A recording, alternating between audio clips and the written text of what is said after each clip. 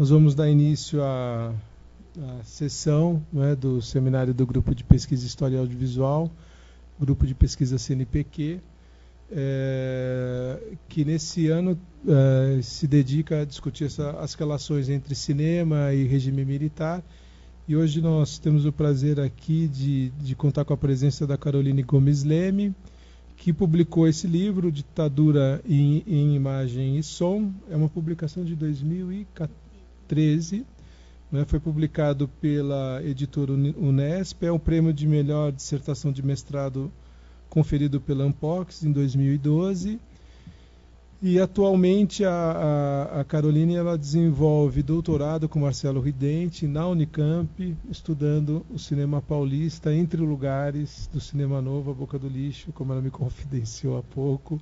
E a ideia é a seguinte, é o mesmo esquema das outras sessões. A gente tem a transmissão IPTV.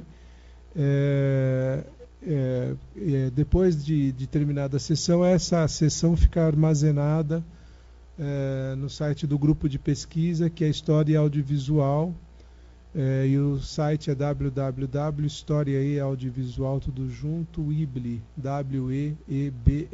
webly.com, e lá você encontra as transmissões que foram feitas nesse ano. A da Caroline também ficará.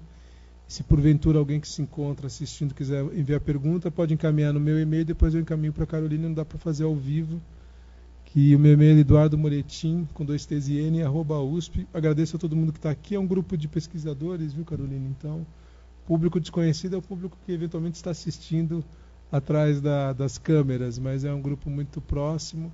E a ideia é um pouco que ela partilhe a pesquisa feita e que nós possamos conversar, enfim, sobre esse trabalho bastante importante. Então, mais uma vez, eu queria agradecer muito a tua presença e passar logo a palavra a você. Bom, obrigado.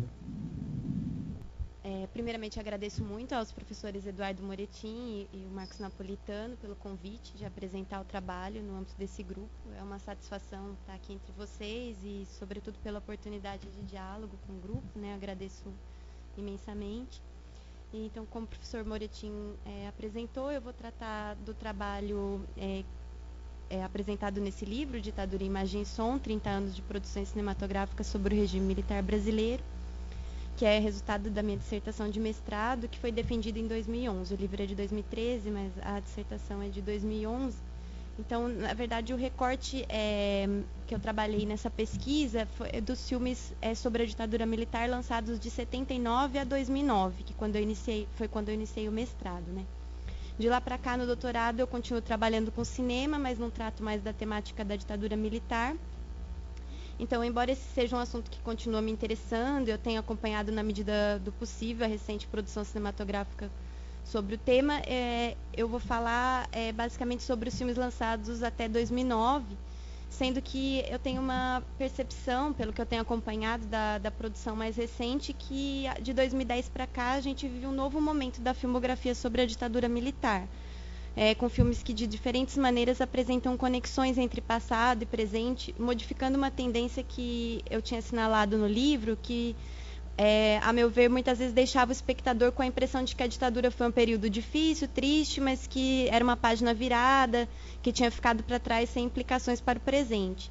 Nos filmes mais atuais, como Hoje, da Tata Amaral, de 2011, A Memória que Me Contam, de Lúcia Murat, de 2013, ou os documentários realizados por filhos de militantes, como O Diário de uma Busca, de Flávia Castro, ou Os Dias com Ele, de Maria Clara Escobar, de 2013, passado e presente se interpenetram e apontam-se para questões que permanecem irresolutas social e subjetivamente.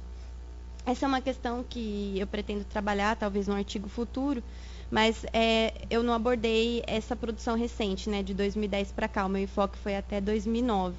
Eu acredito que os trabalhos da Comissão da Verdade têm um papel importante no favorecimento desses novos enfoques.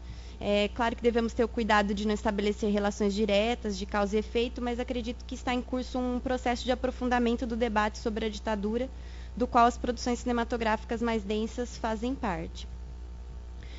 Passando propriamente ao trabalho desenvolvido no livro, a minha intenção primeira com essa pesquisa foi realizar um inventário da produção cinematográfica brasileira sobre a ditadura militar, filmes realizados entre 79 e 2009, como eu mencionei. Quando eu comecei a pesquisa, os trabalhos já existentes sobre o tema debruçavam-se sobre filmes específicos, notadamente sobre aqueles de maior repercussão, com recorrência de análise sobre Pra Frente Brasil, Que Bom Te Ver Viva, Cabra Marcado para Morrer, O Que é Isso Companheiro e Lamarca. Nesses trabalhos, encontravam-se por vezes paralelos com outros filmes e algumas observações mais generalizantes, mas eu sentia falta de uma análise que, tomando como base um corpus mais amplo, permitisse traçar uma visão geral de como a ditadura foi apresentada no cinema, quais foram os enunciados prevalentes e também os obscurecidos, e se houve mudanças de abordagens de acordo com os diferentes contextos em que esses filmes foram realizados. Considerando que os filmes, como produções culturais, são a um só tempo produto e produção social, ou seja, assumindo-se, conforme afirma Raymond Williams, que as realizações culturais são constitutivas do processo social e também constituídas por ele, analisar essa produção cinematográfica significava examinar os enunciados construídos social e culturalmente acerca do regime militar. Nesse sentido, importava para mim considerar, além dos filmes mais conhecidos do grande público, aqueles de repercussão menos alardeada ou conhecidos apenas em círculos restritos, de modo a examinar de forma conjunta os diferentes vieses interpretativos, considerando tanto ficções como documentários. Outra questão é que, como o objetivo da pesquisa era analisar de que maneira o período do regime militar foi apreendido e interpretado pelos filmes, o recorte teria de ser necessariamente amplo, considerando não só os filmes que tratassem do período dos anos de chumbo, né, o pós-AI-5 até 1974, ou seja, o período da luta da esquerda armada, o ápice da tortura, etc., mas considerar, além desses, todos os filmes que colocassem em tela o regime militar. Então, todos os filmes que colocassem em tela desde o golpe até a transição ao regime liberal democrático. Considerei ainda que, mesmo nos casos em que o contexto ditatorial aparece meramente como um pano de fundo, uma ambiência para o desenrolar das narrativas sobre relacionamentos, como, por exemplo, no filme Besame Mútuo, de Francisco Ramalho Júnior, de 87, ou A Dona da História, de Daniel Filho, de 2004, esses filmes também tinham importância enquanto objeto de análise, visto que poderiam expressar alguns estereótipos em relação à representação da ditadura. Então, a ideia foi justamente observar a imagem da ditadura que o cinema brasileiro tem trazido às telas, de 79 até 2009. O recorte temporal para a definição do corpus de filmes tomou como ponto de partida o ano de 79, considerando que, revogado o AI-5 em 13 de outubro de 78 e sancionada a Lei de Anistia em 28 de agosto de 79, tornava-se possível ao cinema tratar mais diretamente do regime militar. A ditadura foi objeto de questionamento desde a instauração, em 64, nos filmes do cinema novo e posteriormente também nos filmes do cinema marginal, mas eu considero que esses filmes, mais do que filmes sobre a ditadura, são filmes sob a ditadura, realizados sob o impacto do golpe, sob um contexto repressivo, sob o jugo cerceador da censura, o que exigiria um outro referencial de análise que considerasse mais a relação entre o presente histórico e o cinema do que a elaboração do passado. No caso do corpus que eu analisei, também era necessário considerar essa relação dos filmes com o contexto de sua produção, mas a representação do passado, as seleções e ênfases aí envolvidas se apresentava como uma questão central. Procurei, assim, tratar os filmes como intérpretes do passado a partir de seu lugar no presente, procurando compreender como a sociedade concebe a si mesma e a seu passado dentro dos limites e condições de seu tempo. Nos filmes que analiso, uma questão, por exemplo, que eu percebi foi que nos filmes dos anos 80, antes da chamada Nova República, as formas de denúncia são ainda bastante cautelosas, por exemplo, com a apresentação da tortura relacionada a grupos civis clandestinos, sem vinculação com quaisquer órgãos oficiais, como em Pra Frente Brasil, de Roberto Farias, filme de 82, e O Bom Burguês, de Oswaldo Caldeira, de 83.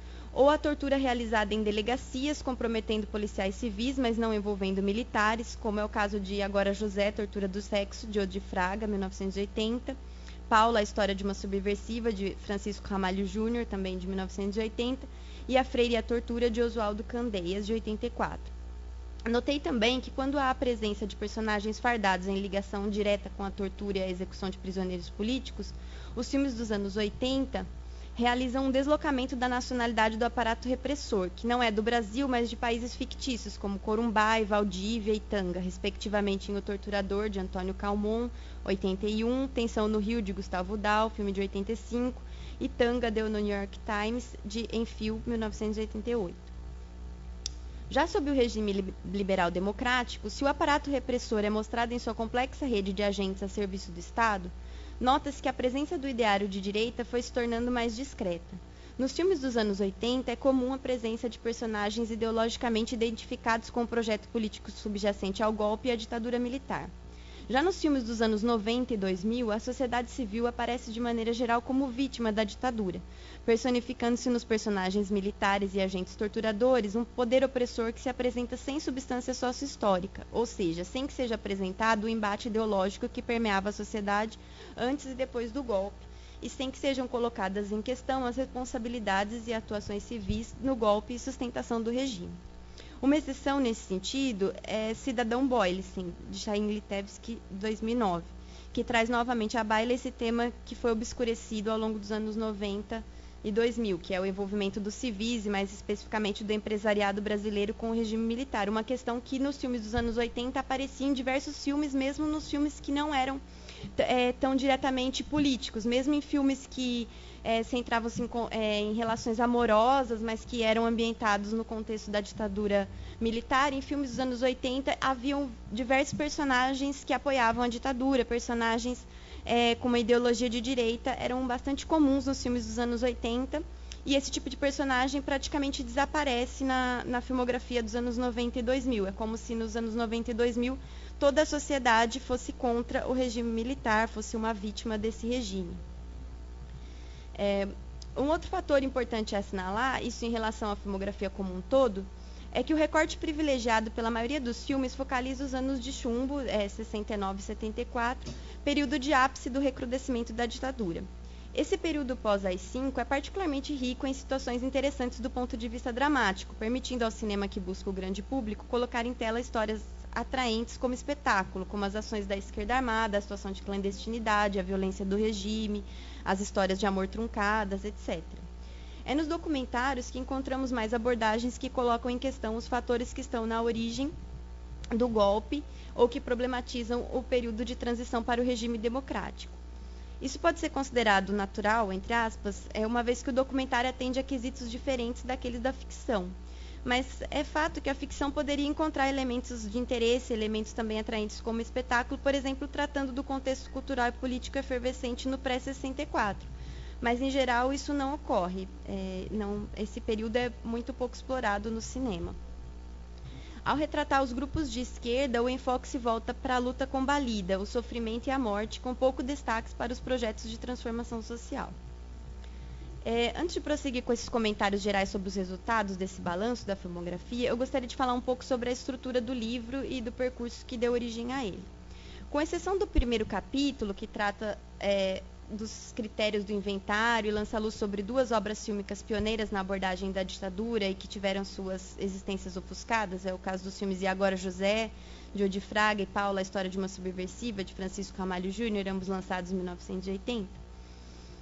Então, com exceção desse primeiro capítulo, que é dedicado aos critérios do inventário e a esses dois filmes, o restante do livro está estruturado em capítulos temáticos. Então, o capítulo 2 trata da tortura, o terceiro é da direita e da base de sustentação do regime, o quarto capítulo trata da oposição à ditadura, o quinto da sociedade civil e do povo, entre aspas, e o sexto da herança do período para os jovens que cresceram sob a ditadura. Cada um desses capítulos apresenta dois movimentos de análise, que eu denomino, emprestando o vocabulário da linguagem cinematográfica, uma panorâmica seguida de um close, isto é, num primeiro momento eu ofereço uma visão geral de como a filmografia abordou uma determinada questão relacionada à ditadura e, num segundo momento, focalizo obras fílmicas específicas nas quais o assunto em pauta se sobressai. Então, por exemplo, no capítulo 2 sobre a tortura, a primeira parte apresenta um panorama geral da tortura no cinema, levantando aspectos como a caracterização do torturador, a vinculação ou não da tortura como uma política de Estado, as formas de representação da violência, etc. E no momento close, eu focalizo o filme Ação entre Amigos, de Beto Brant, 1998, no qual a tortura e suas consequências é o tema central. Essa estrutura bipartite se repete nos capítulos seguintes e foi a solução que eu encontrei para não abrir mão da abrangência do enfoque e, ao mesmo tempo, não negligenciar a análise da construção fílmica, entendendo que, como alerta Pierre Sorlan, do livro Sociologia do Cinema, importa não apenas o que o filme diz, mas como diz.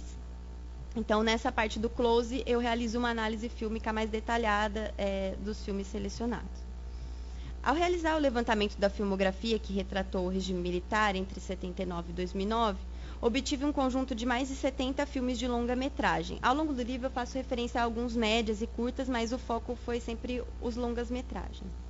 Nesse grande conjunto, encontravam-se filmes de diferentes gêneros e realizados sob diferentes condições de produção cinematográfica. Então, o cinema produzido sob condições de precariedade na boca do lixo, o chamado cinemão financiado pela Embrafilme, o cinema juvenil dos anos 80, o ciclo juvenil gaúcho, o cinema das leis de incentivo, o cinema da Globo Filmes. Então, nesses 30 anos, eu encontrei então uma filmografia que atravessou a crise do cinema nos anos 80, a quase paralisação da produção no início dos anos 90, com o fim da Embrafilme e a falta de políticas culturais para o setor, a retomada da produção na mesma década, sob financiamento das leis de incentivo fiscal, modelo posteriormente consolidado sob a égide da Ancine nos anos 2000. Eu poderia ter tomado esses diferentes quadros de produção para delimitar grupos de filmes e tecer análises comparativas, por exemplo, o cinema da Embrafilme versus o cinema da retomada, etc. Mas eu julguei que essa forma poderia, talvez, engessar os filmes às suas condições de produção, pré-determinando os significados e homogeneizando conjuntos. Então, eu evitei tecer essas relações diretas, embora eu faça alguns comentários sobre as condições de produção dos filmes, eu tento não pré-determiná-los pelas informações que a gente tem sobre orçamento, financiadores, etc. Um outro caminho que eu poderia ter seguido seria o da construção de tipologias, tomando como base as diferentes construções estéticas. Então, os melodramas, os thrillers, os documentários expositivos, os documentários de visada subjetiva, etc. Por um lado, talvez isso tivesse permitido uma maior integração entre o olhar panorâmico e o olhar em close.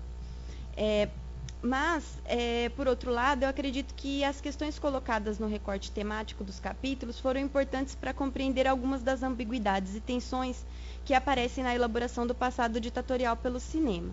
Eu não sei se eu teria como tratar de todas essas questões tomando como base um vasto corpus de filmes, se eu procedesse de outra forma. Se eu tomasse, por exemplo, essas tipologias mais estéticas, eu deixaria de abordar algumas questões de conteúdo, enfim. Eu pensei que esse movimento panorâmico seguido do close seria talvez a maneira mais adequada para eu lidar com esse desafio de tratar desse grande corpus de filmes. E também o meu trabalho é um trabalho que se desenvolve no âmbito da sociologia, né? Então, embora eu trabalhe com as questões estéticas e considere que isso seja central também pelo próprio significado dos filmes, o meu foco seria realmente pensar como a ditadura apareceu no cinema e então os enunciados socialmente construídos sobre a ditadura, né? Então, o momento panorâmico, ele é predominantemente descritivo, pois ele busca justamente apresentar ao leitor uma filmografia muitas vezes pouco conhecida e colocar em relevo algumas das problemáticas que perpassam esses filmes, de modo a favorecer, inclusive, novas pesquisas que podem ir mais a fundo em questões específicas. As formas de representação da tortura, por exemplo, é uma questão que eu penso que precisa ser mais aprofundada, indo adiante na discussão sobre os dilemas éticos e estéticos aí envolvidos. Na verdade, acredito que cada tema abordado nos capítulos, a tortura, a direita nas telas, a esquerda e a herança da ditadura, todos esses temas poderiam ser temas para novos trabalhos específicos. Então, minha intenção nesse sentido foi também abrir caminho para novos trabalhos, propiciando uma visão geral que trouxesse novos elementos para novas pesquisas. Quanto às escolhas dos filmes para análise detida e particularizada, a decisão sobre a seleção foi um processo bastante difícil, dada a ampla diversidade da filmografia. Então, dentro desses 70 filmes, como eu disse, tem filmes de diferentes contextos, diferentes estéticas, diferentes condições de produção. Então, é uma diversidade grande que não me permitia eleger obras paradigmáticas que pudessem representar ou substituir o conjunto. Desse modo, na seleção, eu busquei contemplar obras fílmicas bastante diversas entre si, compreendendo um amplo espectro de abordagem em diferentes aspectos. Então, no que tange ao orçamento, as elaborações estéticas e narrativas, a trajetória e posicionamento dos realizadores, a repercussão de público e crítica, e as abordagens promovidas no tratamento do tema da ditadura militar, com desdobramentos temáticos diferenciados.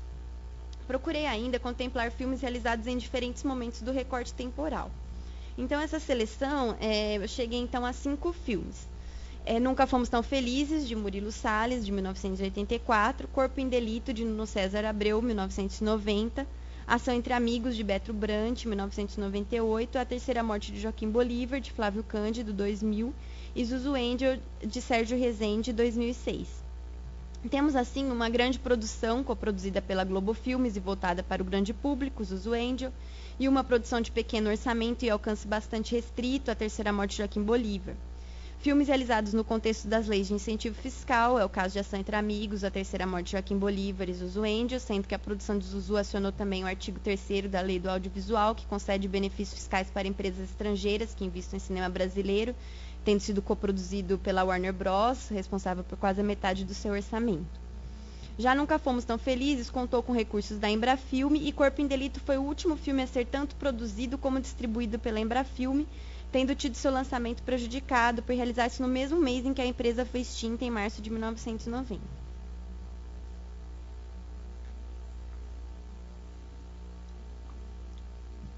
No livro, eu realizo a análise fílmica detalhada desses 5 filmes, e aqui eu posso destacar alguns pontos que emergem dessa análise. Depois, no final, eu vou passar alguns pequenos trechos para talvez algum desses filmes vocês não conheçam, enfim, para ter uma noção. Em Ação entre Amigos, na minha análise, então, eu acredito que encontram-se elementos característicos do thriller policial, com a violência como tema e elemento constitutivo na narrativa, embora não endossada pela construção fílmica que trata cenas concernentes à tortura de uma forma não espetacularizante e aborda a vingança de forma crítica, apresentando um desfecho incômodo que expõe as feridas abertas de um passado que se faz presente.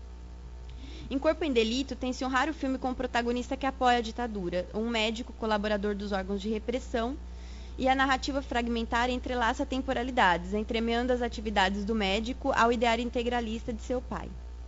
Raro filme a abordar com centralidade o ideário de direita, o filme não adere às convicções de seu protagonista, apresentando uma construção fílmica que se vale de outros personagens no contraponto, para estabelecer o contraponto ao personagem principal, que, contudo, não encerra em si todo o mal como um típico vilão, mas, ao contrário, ele é colocado como parte de um sistema que o fustiga a dar vazão às suas perversões psicológicas.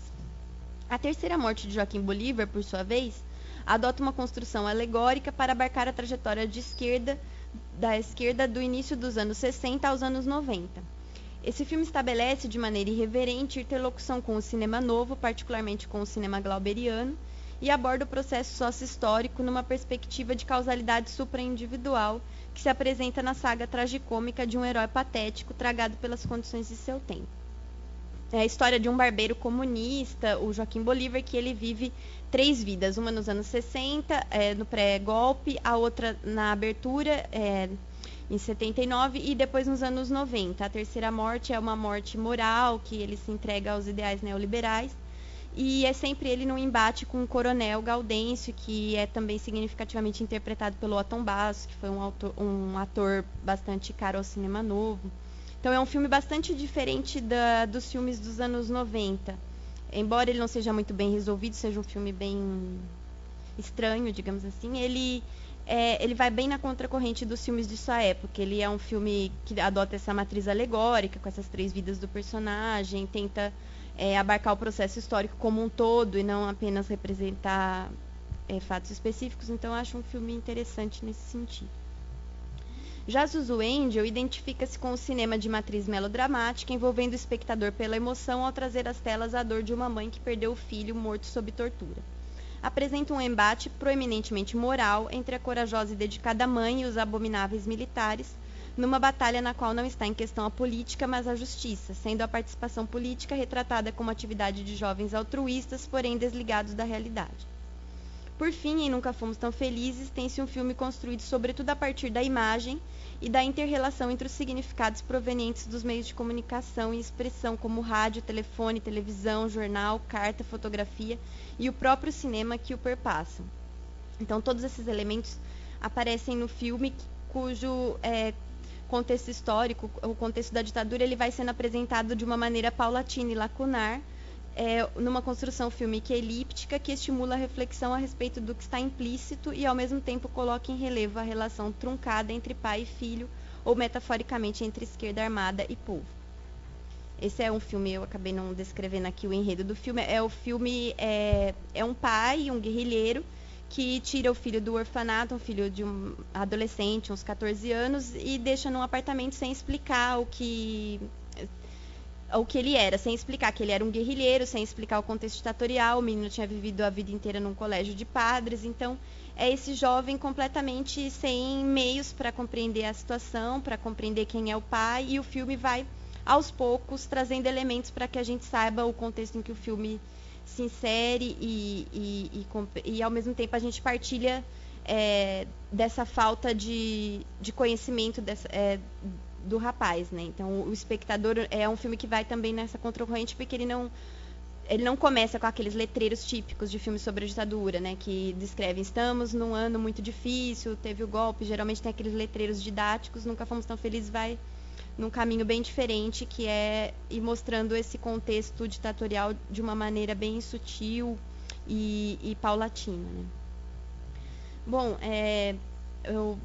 no debate acho que a gente pode depois ir aprofundando outros pontos que eu acho que depois, se houver interesse, porque são vários pontos que na parte panorâmica, por exemplo, tratei de outras questões, como nos filmes dos anos 80, por exemplo, a questão da exploração do corpo feminino, né, nos filmes dos anos 80 é uma questão que me chamou a atenção também. Nos filmes dos anos 90 e 2000, em geral, não se tem tortura de mulheres, enquanto que nos filmes dos anos 80 era uma época que era o auge.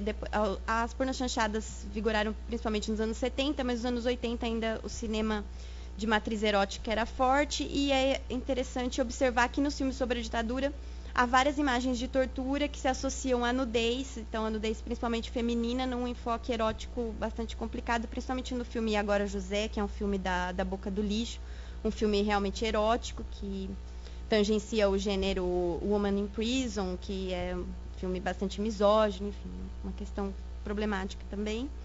E, enfim, são vários pontos que eu fui levantando ao longo do livro, que a gente pode depois puxar no debate, conforme houver interesse. Uma outra questão que eu apontei aqui também seria, por exemplo, a questão da abordagem de camponeses e operários, né? Nesse período que eu estudei, há uma quase ausência de filmes brasileiros que tratem da opressão sobre camponeses e operários. Quando eu escrevi a dissertação e o livro, né, a exceção de Cabra Marcado para Morrer, de Eduardo Coutinho, de 84, praticamente não se encontravam filmes sob este enfoque. A guerrilha do Araguaia, por exemplo, fora retratada no filme Araguaia, a Conspiração do Silêncio, de Ronaldo Duque, de 2005, de uma maneira que priorizava a perspectiva dos guerrilheiros, ficando em plano secundário a população camponesa que lá habitava. Mais recentemente, no entanto, foi realizado o filme Camponeses do Araguaia, a guerrilha vista por dentro, de Vandré Fernandes, 2010, um documentário que eu infelizmente ainda não consegui assistir. E em 2013, a TVT, Televisão dos Trabalhadores, lançou no programa ABCD em Revista o filme documentário Família Carvalho, que aborda a resistência operária contra a ditadura. Assim, eu penso que a produção audiovisual brasileira está avançando também nesse sentido, de se focalizar para além dos estudantes e militantes de classe média, reforçando o argumento que apresentei no início de que a produção de 2010 para cá abre um novo momento da filmografia brasileira sobre a ditadura.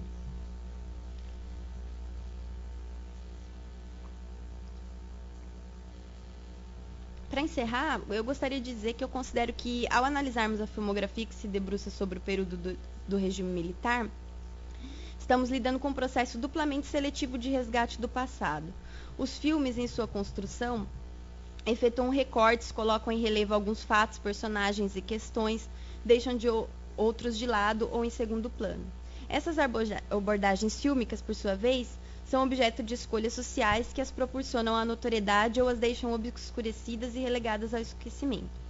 Desse modo, acredito que o cinema participa duplamente do processo social de construção de enunciados sobre o regime militar, uma vez que suas obras produzem significados, valores e proposições a respeito do período, e também elas estão sujeitas a um crivo social. Eu sempre gosto de perguntar às pessoas quais filmes lhes vêm à cabeça quando se fala em abordagem cinematográfica do regime militar no Brasil. Esta, me parece, é uma questão interessante para se pensar a elaboração do nosso passado. Os filmes que alcançam um público mais ampliado, e em geral aqueles que são passados nas escolas, são aqueles que contam com grandes produções, elencos de atores conhecidos por seus trabalhos na televisão e uma linguagem próxima do cinema de matriz hollywoodiana ou da telenovela. Ou seja, são filmes que trabalham o tema numa chave melodramática ou do thriller, explorando elementos de ação e emoção para fazer da ditadura um espetáculo atraente. Em geral, são também filmes que promovem uma visão apaziguadora ou conciliadora em relação ao passado, que aparece como uma página virada ou imagens desbotadas sem conexão com o presente. A continuidade da violência policial nos dias atuais, as questões irresolutas social e subjetivamente, são aspectos ausentes nos filmes voltados para o grande público, como Pra Frente Brasil, Lamarca, Que é Isso, Companheiro e Zuzu Angel. Os filmes mais complexos e interessantes, em geral, não escapam de nichos bastante restritos de espectadores, que em sua maioria são aqueles que já se interessam previamente pelo tema.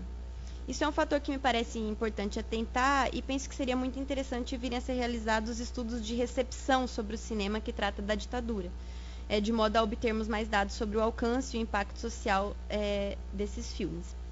Até onde eu pesquisei, me parece que ainda não existem estudos nesse sentido. Bom, penso que o principal que eu tinha a dizer era isso. Acho que a gente pode continuar a discussão no debate, né, que acho que é a parte mais interessante. E a gente acho que podia ver um pouquinho dos filmes para incitar o debate também.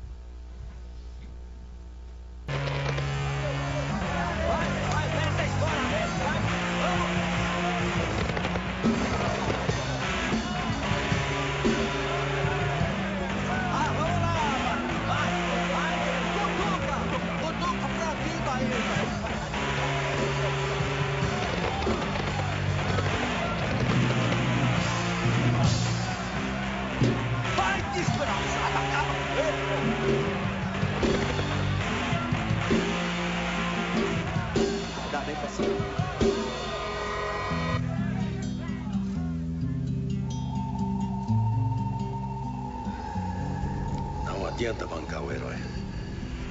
É melhor colaborar. Assim escapa de apanhar mais. Vai tomar no cu, assassino. É sempre a mesma coisa. São os fudidos ainda querem mostrar valentia. Mas comigo não funciona. Não colaborou, vai pro pau. É aquela menina que estava com vocês no assalto. Durona ela, né? Não quis falar de jeito nenhum. Ainda quis se safar dizendo que estava grávida. É verdade. É verdade, seu filho da puta. Estamos numa guerra. Por que não pensaram nisso antes? Cadê ela? O que você fez com ela, caralho? Quem mandou bancar a Durona? Cadê? É verdade, seu filho da puta. Ela! Deve estar numa gaveta lá do IML.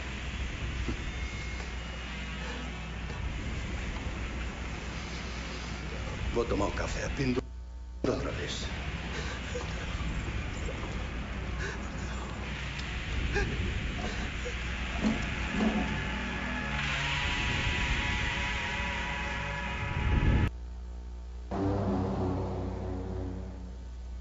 Que aparato todo é esse agora? Nunca foi assim? Precaução dos homens. Sigilo absoluto, hein? O caso pode estourar na imprensa. Precisa tomar cuidado com a opinião pública.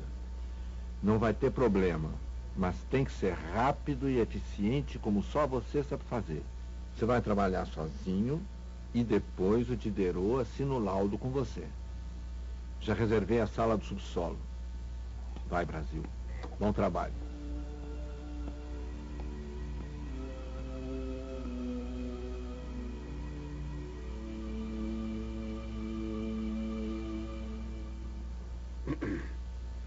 Bem, constatada a causa da morte, o legista encerra a necrópsia respondendo aos seguintes quesitos. Primeiro, se houve morte. Sim. Segundo, qual a causa da morte? Infarto do miocárdio. Terceiro, qual instrumento ou meio que causou a morte? Nenhum. Quarto, se foi produzida por veneno, fogo, explosivo, asfixia ou tortura. Ou por outro meio insidioso ou cruel. Não. Esse laudo já está assinado e datado por mim, só faltando a assinatura de mais um colega. Que deve assinar ainda hoje. Já está avisado. Ótimo. Quanto mais rápido acabar isso aqui, melhor. Só assim poderemos evitar quaisquer contratempos ao bom exercício da nossa missão. Como os senhores sabem, existe uma certa imprensa interessada em sensacionalismo e que poderia aproveitar facilmente um fato como este para promover a discórdia, o que seria incompatível com os desígnios liberais do atual governo. É um erro grave pensar que o inimigo está derrotado. Portanto, a vigilância deve ser permanente. Nós compreendemos perfeitamente a situação, coronel. Muito bem. É fundamental para a ordem e a segurança do nosso regime democrático o trabalho de apoio técnico e científico desenvolvido pelos senhores aqui. Até uma próxima oportunidade. Faça bem, coronel. Não consigo mais me encarar, Brasil. Nem encarar a minha família. Meus filhos já estão crescidos. Você sabe como é que é, né? Qualquer dia eles vão me perguntar. Mas, Diderot, você está exagerando e misturando a vida profissional com outras coisas. E criando dramas. O que me preocupa é que os tempos são outros. O caso estourou na praça, Brasil. A imprensa está em cima e a família vai levar ação contra o Estado até o fim. Você é um especialista que tem um trabalho altamente técnico, difícil e, por vezes...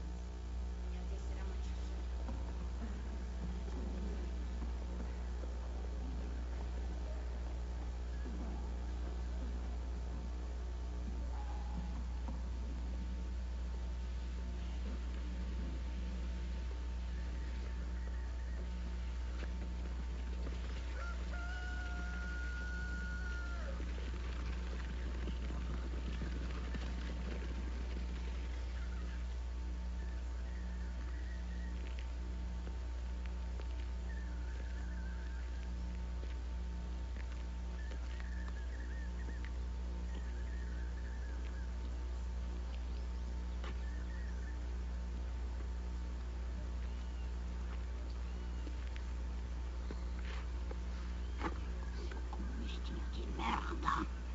Isso aqui tudo é meu. Foi construído pelo meu avô. Não é você, um filho da puta, que vai tirar isso. Não vai! Não vai! Isso aqui é tudo meu! Geraldo, acaba com a raça desse comunista desgraçado.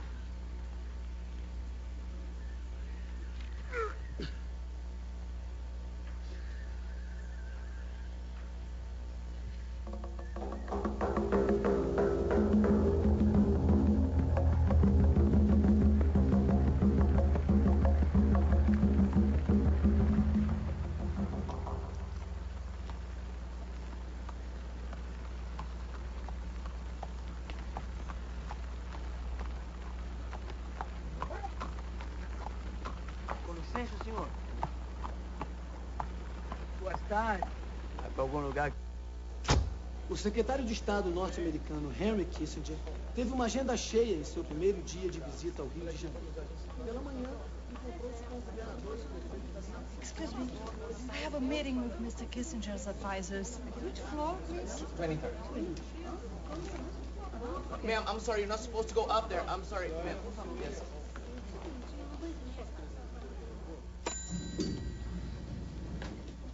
Good evening.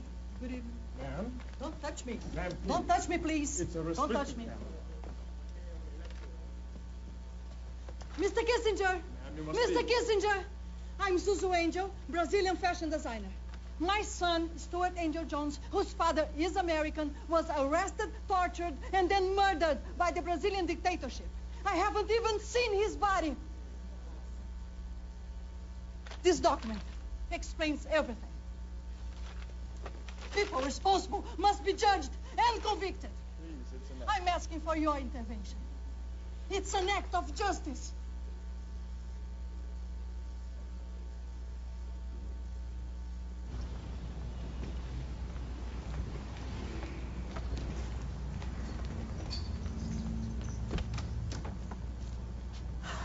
Consegui. Entreguei para ele. Será que ele vai ler? De repente fica na mão do assessor que passa direto para a polícia brasileira. Que passe. Quem eu quero vai saber o que aconteceu.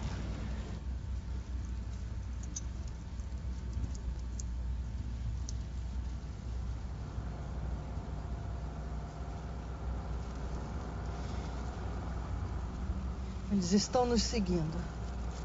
Bobagem. Não se faça de ingênua, Lúcia. the missing part of the dossier.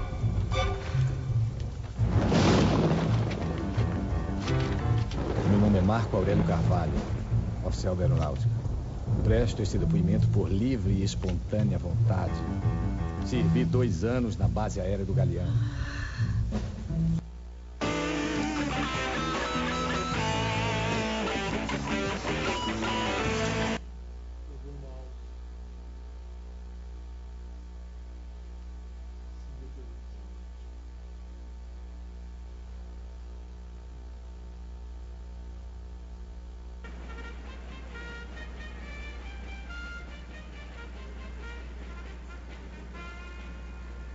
A verdadeira democracia se constrói com o esforço de cada um para a segurança de todos. Estamos forjando nosso destino com ordem e progresso. Brasileiros, nunca fomos tão felizes.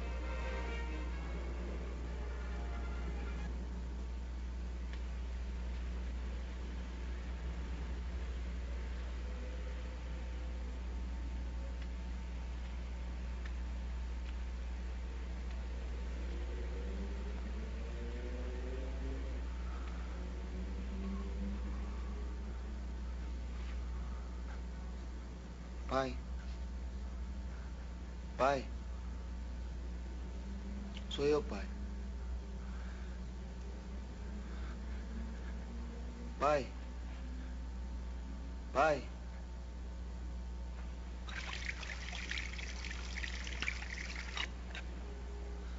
Sou eu, pai. O que houve? O que está acontecendo?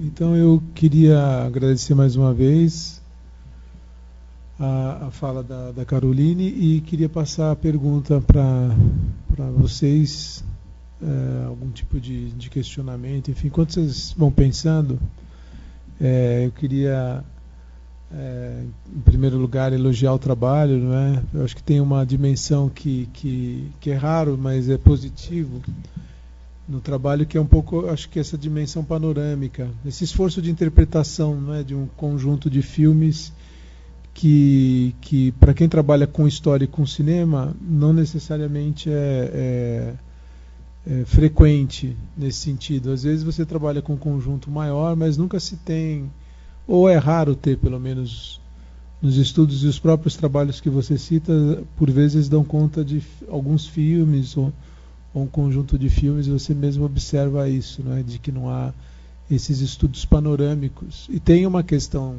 que, no fundo, se você trouxe na fala, mas que o livro também documenta, é que, coincidência ou não, ele acaba num período que também se constitui como um período de virada, porque a abordagem do tema muda, né? Você mesmo falou, a partir desses, principalmente dos documentários, né, que colocam questões relativas ao lugar de quem faz a investigação desse passado. E você também optou por trabalhar com o período 79, 80, 2009, né, e fez essa distinção entre os filmes sobre e sob a ditadura. Eu tinha duas ou três questões, comentários. Uma é que você também fez uma opção por trabalhar por temas, não é? Que eu acho que também é interessante, porque joga questões sobre esses filmes sem fazer uma distinção, apesar de você ter suas preferências, né? No texto fica claro quais são os filmes que você tem alguns problemas, ou filmes que você acha que resolvem melhor certas questões. Mas eu acho que também não caberia nesse trabalho fazer isso, que seria, de uma certa maneira, situar isso dentro de uma tradição, né? Por exemplo, sobre a tortura, mesmo que não seja... Há vários filmes, mas mesmo que não seja um filme a rigor sobre o período... E aí eu acho que é mais uma conversa, não tanto uma questão sobre o livro em particular, né? O caso dos Irmãos Naves, por exemplo, do Persson, é um filme que justamente em 67 vai se referir ao período, né, dos anos 30, mas ele claramente é um filme que toca no ponto, não é, da tortura, enfim, que já estava sendo praticada pelo regime militar e que só vai recrudescer depois. E de uma certa maneira, esses filmes eles se inserem dentro dessa tradição, apesar de não ser propriamente, não é, filmes em que todos eles dialoguem, né? Tem filmes os mais diversos, né, no seu trabalho, mas talvez tenha alguns filmes que sejam referenciais, para além do próprio cinema novo, né? Tem filmes que de uma certa maneira podem se constituir num certo tipo de paradigma de representação. E eu estou falando do caso dos Irmãos Naves porque foi também um filme que fez muito sucesso à época, teve muito impacto político, então existem outros, certamente. E uma outra questão, que aí para quem... E é também uma outra questão nesse sentido de uma reflexão, né, a ser desenvolvida conjuntamente, é que eu trabalhei mais com os filmes de representação histórica, que acabam sendo, esses filmes são filmes de representação histórica, né, de eventos históricos, enfim. E o que me chamou a atenção nos filmes do chamado cinema da retomada é que você tem duas posturas, grosso modo, né? Uma postura que é a de, em alguns casos, evitar uma leitura alegórica do passado, né? Então, pegar o Hans Staden do Luiz Alberto Pereira, isso é dito pelo diretor, mas você tem vários filmes que retomam esse momento. Eu acho que mesmo Carlota Joaquina, para pegar um filme mais emblemático, e que vão, de uma certa maneira, se colocar dentro de uma outra chave de leitura da história. E, ao mesmo tempo, eu acho que tem uma questão nesses filmes e que eu acho que, de uma certa forma, já é uma outra justificativa para não retomar o cinema novo, e que o Ismail observa quando ele vai falar sobre o que é ex-companheiro, que de uma certa maneira você percebe nesses filmes não é um esvaziamento dessa dimensão histórica no sentido mais de um diagnóstico geral, enfim, mas é de uma valorização da experiência do indivíduo, né, do indivíduo na história, naquele momento em particular. Isso acho que acaba se constituindo numa espécie de transição para o que a gente está vendo hoje, mal ou bem, né? Então, aí isso traz uma questão para o seu trabalho, porque você também optou por não dividir por épocas. Mas eu não sei se em certas épocas determinadas questões, talvez, para além às vezes, que nem por exemplo você trouxe e analisa no livro a questão da exposição do corpo feminino, enfim, está vinculada a uma questão mais específica da forma como a questão do erótico, né, se colocava nos anos 80, a questão dos filmes de sexo explícito que começam a entrar em cartaz também, então isso obviamente tem um impacto, né, na forma como o corpo é mostrado, mas talvez tenham questões mais gerais nesse sentido de perspectiva e que estão vinculadas. Acho que no caso da história do cinema, como tem interrupção com o governo Collor, que acaba com o Embrafilme, isso significou mesmo uma paralisação. Esse cinema, a partir de 93, 94, ele ganha espaço e, ao mesmo tempo, é um cinema que vai... onde o filme histórico tem um lugar também muito significativo, não é à toa que é Lamarca, o primeiro, e depois o Carlota Joaquina, mas em que a história ela também é vista de uma maneira muito peculiar. Já acho que são outros projetos. E mesmo sendo socióloga de formação, eu não sei se de repente essas questões também poderiam impactar, enfim, uma leitura mais de contexto, não é? Sem pensar o contexto como pano de fundo, mas nessa perspectiva de pensar o que muda e por que muda, né? Enfim, são mais questões para a gente ir discutindo enquanto as pessoas... Vou pegando sua água enquanto isso. Obrigada, Bom, essa questão da representação da tortura, o caso dos Irmãos Naves é um filme que eu gosto muito e, na verdade, agora no doutorado eu estou estudando justamente o Persson. Ele é um dos cineastas que eu estudo e eu escrevi, o ano passado, um capítulo de livro que ainda não foi publicado, foi a convite da professora Conceição Pires e Mara Bucarte, as duas do Rio de Janeiro. E aí eu escrevi um artigo sobre os filmes que representam a tortura ainda no período da ditadura militar. Então, filmes que representam a tortura justamente no período mais difícil, de 67 até 71. Então, eu analiso o caso dos Irmãos Naves, o Manhã Cinzenta, do Onei Sampaio, o Jardim de Guerra, e também de 68. E você também pode dar um presunto legal do Sérgio Muniz, que é um documentário.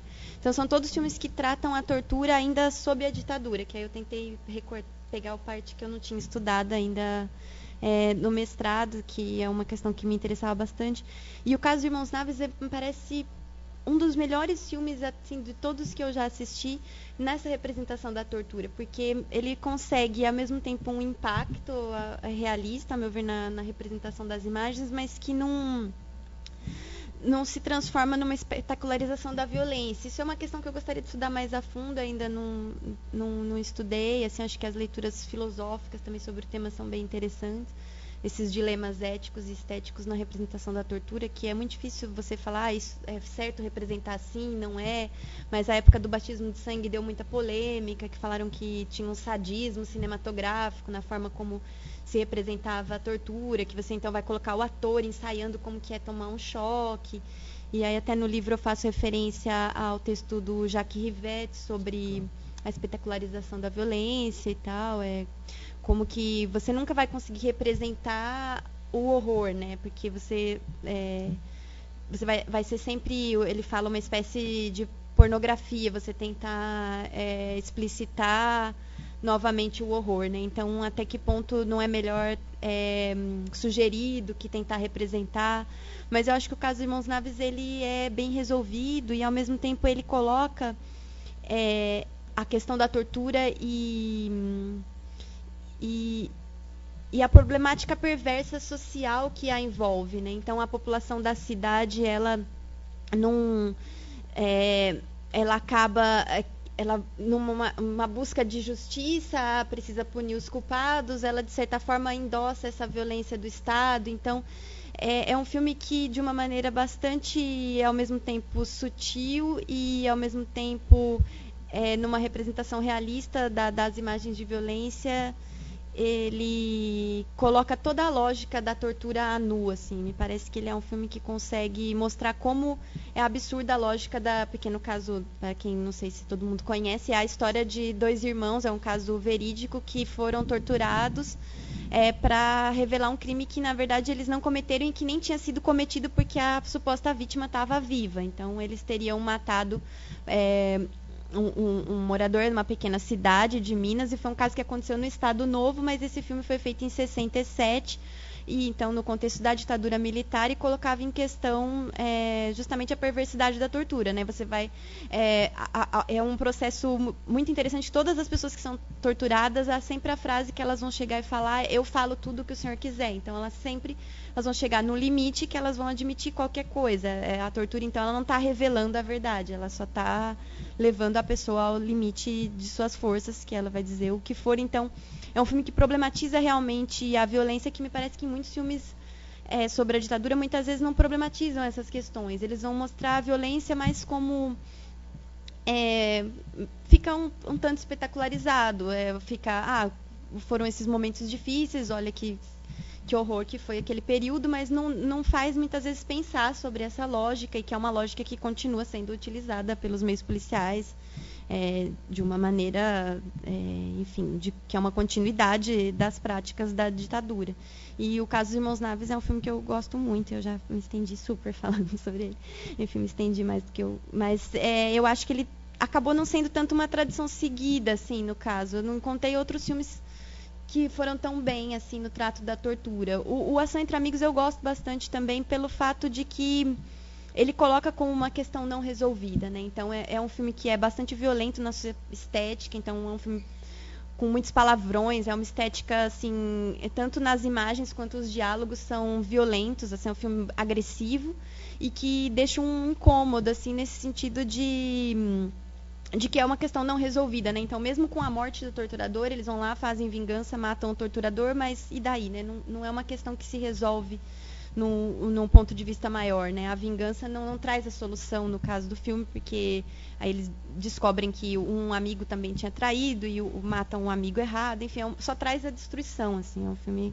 bastante incômodo e agressivo, que eu acho que traz essas questões à tona, né? O que é curioso, né, pensando no momento contemporâneo, onde a questão de fato, culpabilizar o torturador é uma questão, né, no sentido do reparo, né, pensando Ação Entre Amigos, onde isso não está posto, né, não necessariamente isso resolve o problema. É curioso também pensar historicamente como essas questões se colocam, né? Sim, exatamente, porque era um momento que não estava sendo colocada em questão uma resolução social, né, da questão, era uma resolução puramente individual que não vai trazer, não vai construir, né, não vai resolver os problemas. Aí, então, essa questão da tortura então, sobre o cinema da retomada, eu acho bem isso que você colocou realmente, assim. Eu tentei evitar, porque, na verdade, na minha iniciação científica, eu estudei os filmes de 94 a 2008, que era para estudar justamente da retomada para frente, como que esse cinema sobre a ditadura era construído no contexto das leis de incentivo, que muita gente falava que era a morte do cinema político, com as leis de incentivo, porque era um cinema financiado por empresas, então ele vai ser sempre um cinema chapa branca, né? Um cinema que busca uma solução mais conciliadora. Então, onde que entrariam os filmes sobre a ditadura militar num contexto que se fala da morte do cinema político? Então, na iniciação científica, eu comecei a estudar um pouco isso, a relação entre os filmes produzidos sob as leis de incentivo e a temática da ditadura militar, mas eu não fui a fundo na análise dos filmes, eu fiquei muito levantando quanto eles custaram, então era uma pesquisa de iniciação, né? E aí no mestrado eu queria justamente ver os filmes que foram produzidos antes, por isso a ideia do balanço, para ver se os que foram produzidos antes eram mais políticos ou não, se, enfim, tentar pensar as novas soluções estéticas. Então, a tendência era de que eu realmente começasse o trabalho muito por essa perspectiva, pautando pelas condições de produção, tentar encontrar nos filmes isso. Mas aí, para eu fugir disso, acho que por isso que eu tentei não fazer esse recorte por décadas, tentar fazer um recorte temático, para poder não... que essa era uma tendência que eu já tinha, assim, então eu tentei não ir por aí para justamente tentar não engessar os filmes aos seus contextos de produção, né? Mas, de todo modo... embora eu acho, por exemplo, quando eu comento o Zuzu Angel, eu falo que é possível, por exemplo, o Ano em que Meus Pais Saíram de Férias é um filme também, um grande filme, feito com apoio da Globo Filmes, com apoio de uma grande empresa estrangeira, e então é um filme com os mesmos padrões, voltado para o grande público. Eles são filmes diferentes, então não é exatamente as condições de produção que vão determinar diretamente, a meu ver, mas elas têm a ver, elas vão trazer elementos. Eu gosto do Raymond Williams porque ele fala muito dos limites e pressões, né? Então, os limites e pressões sociais. Então, não é um determinismo clássico, mas você pensar, um marxismo menos ortodoxo. Então, você pensar os limites e pressões sociais. Então, de certa forma, tem alguns fatores que são determinantes, mas não de uma maneira mecânica, né? Então, quando eu comento A Terceira Morte de Joaquim Bolívar, que eu tentei também, toda a parte close tem um segundo tópico que trata das condições de produção dos filmes. Eu falo dos orçamentos, quem produziu, quanto custou, bilheteria, eu trago alguns dados externos aos filmes. E na parte do A Terceira Morte de Joaquim Bolívar, eu comento um pouco isso sobre os filmes da retomada, que ele é um filme que vai bem na contracorrente do seu tempo. Ele é um filme que começou a ser feito em 94, só conseguiu ser lançado em 2000 por causa das condições difíceis, que ele não conseguia levantar recursos pelas leis de incentivo. Então, embora ele fosse um filme de baixo orçamento, nenhuma empresa queria financiar. Ele pegou pequenas empresas, um hospital, os financiadores dele são pequenos, não são grandes empresas. Acho que ele tem um pequeno apoio da Petrobras, se eu não me engano, que é 1/3, não tenho certeza, que a Petrobras financia grande parte dos filmes, né, pelas leis de incentivo.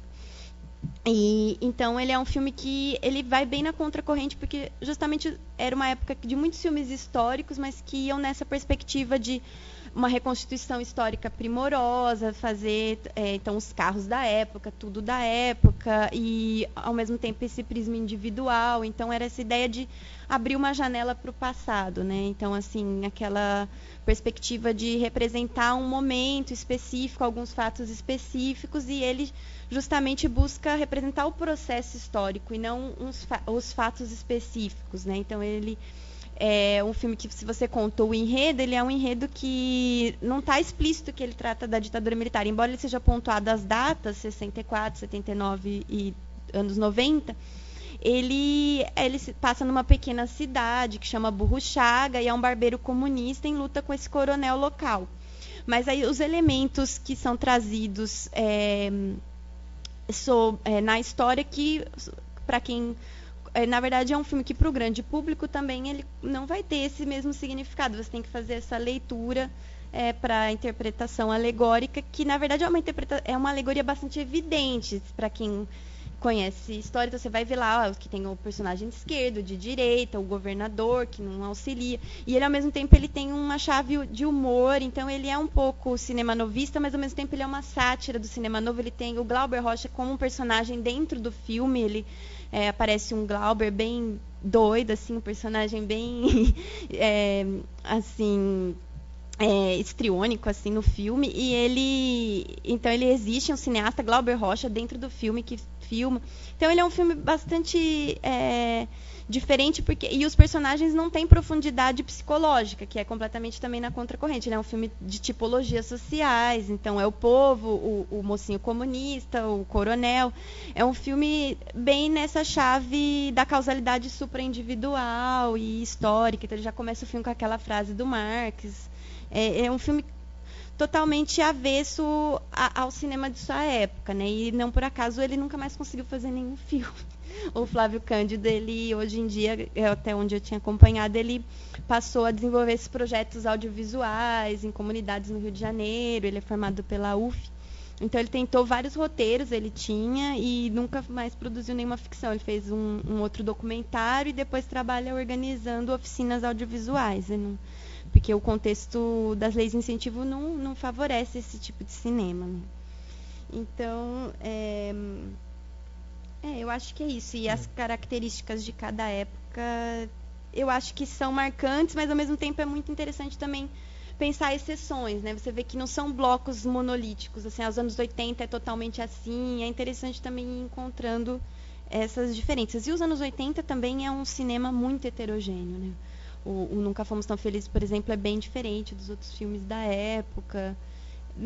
São épocas que também não tem movimentos, não tem mais grupos, né, de cinema. São filmes muito, cada um diferente do outro, assim. Não tem grupos nessa perspectiva de um grupo que polarize, né? Isso, um grupo com projeto estético, político, formalizado. É mais... bem...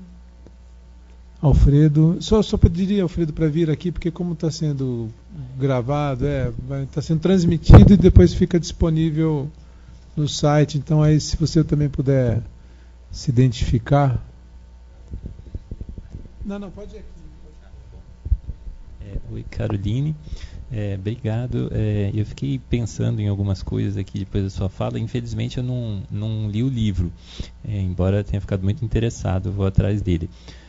Mas você, na sua fala, me levou a pensar um pouco a questão de como que é tratado muitas vezes de forma indivisível a questão da tortura e da ditadura. Então, quando fala tortura, automaticamente já se remete a esse período da ditadura militar, que nem foi a única ditadura no Brasil, né? Até vocês conversando sobre o caso dos irmãos Naves, né? Relembra isso, embora tenha sido realizado nesse período, né?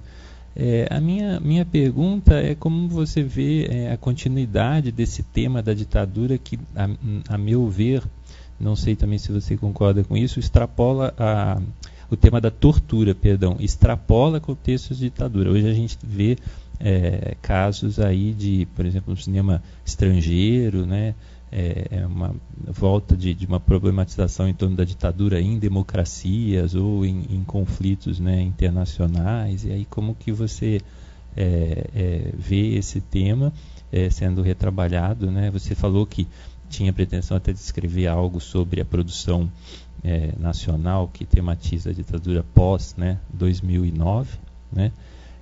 Então essa era uma questão que eu queria colocar para você.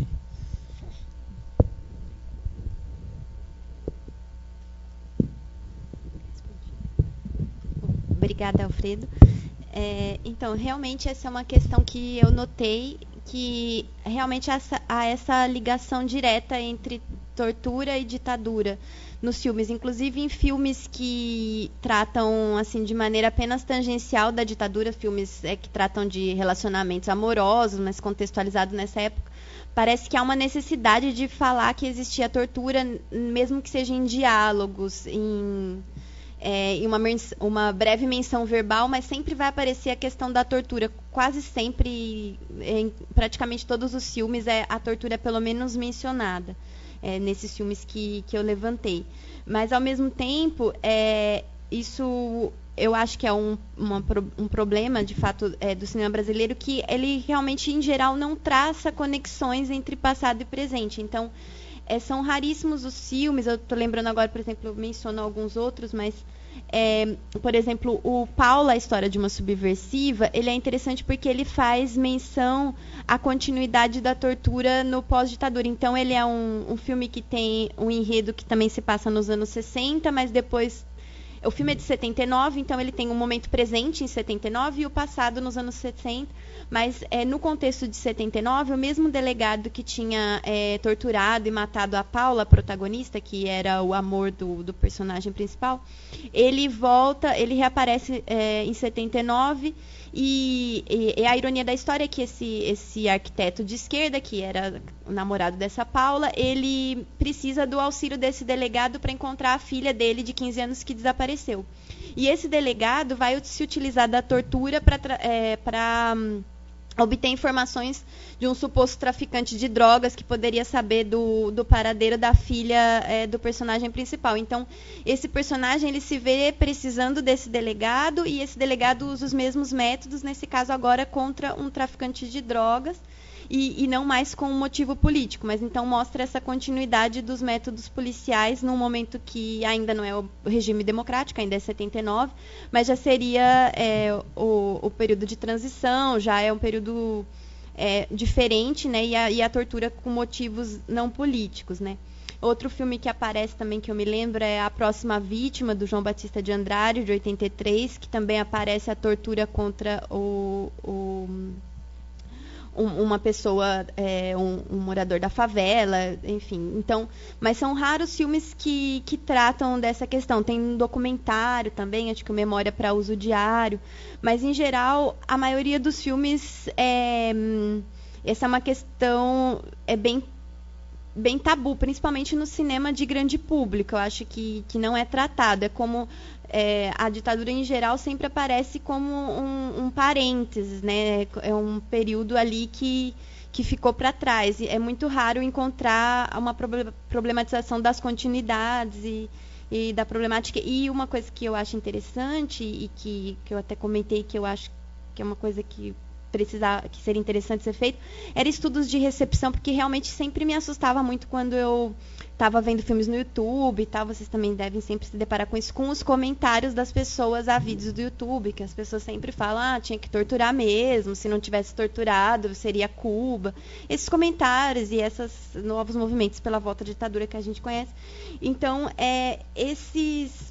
um estudo de recepção desse cinema, ou mesmo, não sei, talvez esses estudos sobre esses comentários de internet, e a questão, por exemplo, desses filmes, dessa série, por exemplo, 24 Horas, que você comentou do cinema estrangeiro. Então, a tortura, em geral, pode aparecer como essa perspectiva da violência necessária, né? Uma questão que eu problematizo, que é o argumento que sempre teve em voga na época e que continua sendo utilizado até hoje, com a tortura como é necessário, como no 24 Horas, né? O mocinho realiza a tortura para salvar o bem comum. Então, eu acho que o caso dos Irmãos Naves, por exemplo, é um filme que se faz muito atual, porque ele mostra justamente a ineficácia da tortura, e não só a barbaridade, como a própria ineficácia mesmo da tortura como método. Então, acho que a filmografia recente podia avançar mais nesse sentido. Tem o Fernando e a Isabela. Vocês não querem falar daqui porque precisa gravar.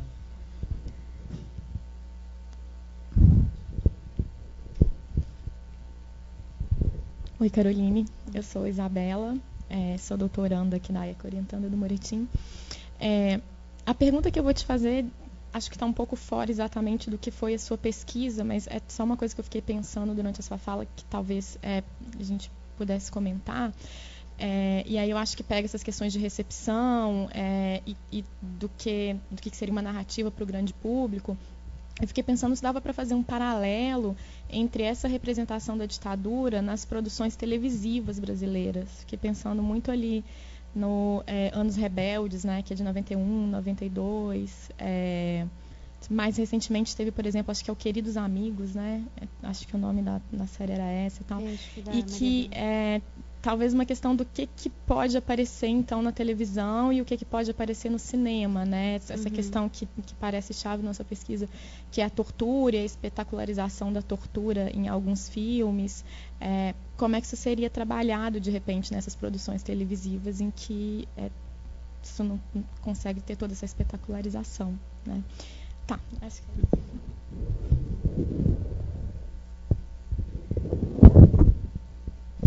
Bom, na verdade, eu acho que eu não sei muito responder essa questão, que realmente não foi meu foco. Acho que a professora Mônica Cornes, né, que tem um trabalho sobre Anos Rebeldes, ela já tem... mas ela continua, inclusive, acho, pesquisando esse tema da representação da ditadura na televisão, inclusive as reconstituições no Linha Direta, que teve o caso do Zuzu Índio e do Tito. Eu vi uma comunicação dela tratando desses programas, mas eu acho que é interessante porque é bem outro público, né? Eu estou lembrando da novela do SBT, que era uma novela bastante sofrível, mas que levou o debate para um nível muito mais amplo. A meu ver, saiu assim um pouco do âmbito dos pesquisadores, né? Que esses filmes, muitos não é conhecido, né, do público. A maior parte dos documentários não sai em cidades do interior, por exemplo, não chega, né? Eu moro em Araraquara, grande parte dos filmes nunca passou pelo cinema de lá. Então, a televisão é outro público, é outro enfoque e é interessante. Eu acho que seria interessante também, acho que um estudo de recepção, mas o estudo das produções também, eu acho que é bem importante, mas eu realmente não tenho esse estudo. Só um comentário adicional, porque talvez, dependendo, obviamente, é um outro estudo mesmo, às vezes a televisão ela constrói determinadas representações com as quais o cinema acaba necessariamente dialogando, não é? E respondendo, porque uma questão é da violência. Para falar de um filme dos anos 70, Lúcio Flávio, Passageiro da Agonia, e claramente lá tem um discurso que está subjacente de que o cinema, no fundo, é que consegue discutir de forma mais aprofundada o problema da violência policial também, não é? Tem outros filmes, mas eu acho que tem uma discussão que pode ser feita nessa chave, né? De às vezes alguns trabalhos se constituem referência e a partir daí o cinema responde ou procura de uma certa maneira dialogar. Não é à toa que alguns dos atores também de lá estão no Que é Isso, Companheiro, né? Então isso tem, acho que um vínculo, né? Por outros caminhos, né? Até porque tem o fato da Globo ter se tornado uma produtora, então isso também mistura, né, um pouco essa vontade de releitura do passado, né? Fernando?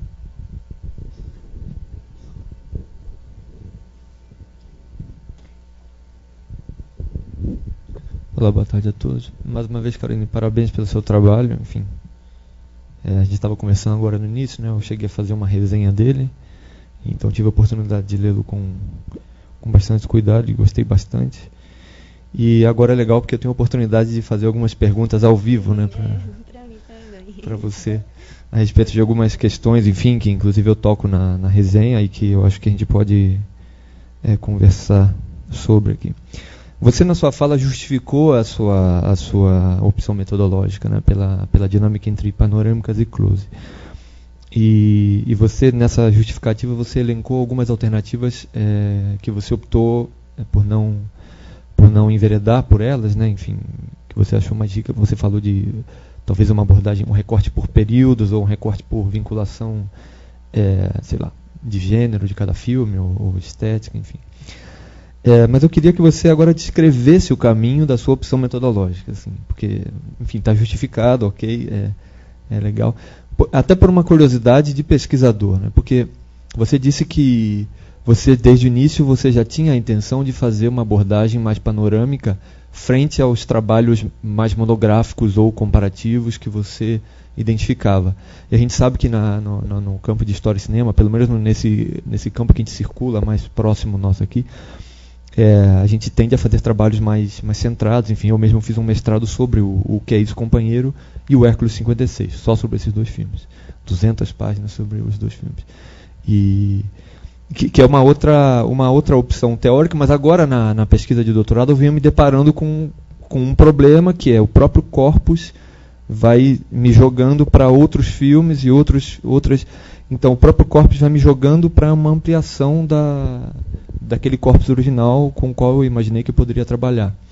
Só que eu estou ainda tateando nessa. Então a pergunta é uma pergunta sincera, não é uma pergunta capciosa, é uma pergunta como foi o seu caminho para optar por essa dinâmica, uma vez que você tinha que lidar com um corpus vastíssimo e com um período também longo, né, de 30 anos.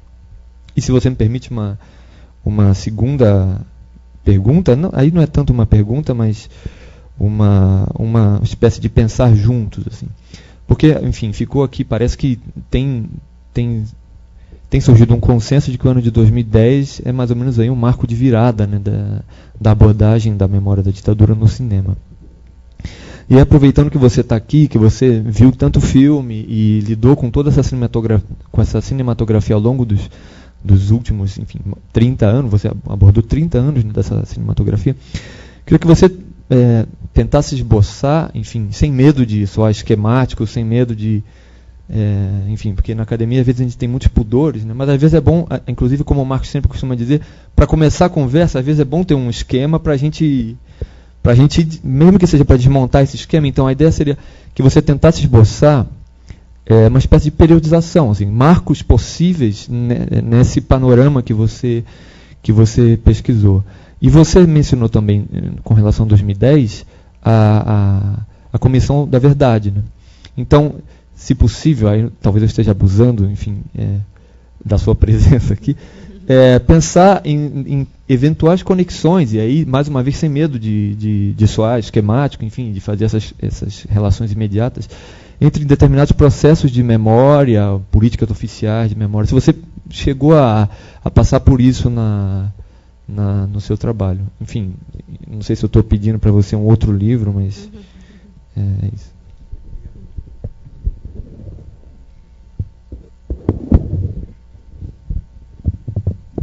Bom, eu já coloco que esses comentários que eu acrescentei sobre os possíveis caminhos eu fiz já em resposta à sua resenha, de certa maneira, para já me defender um pouco previamente.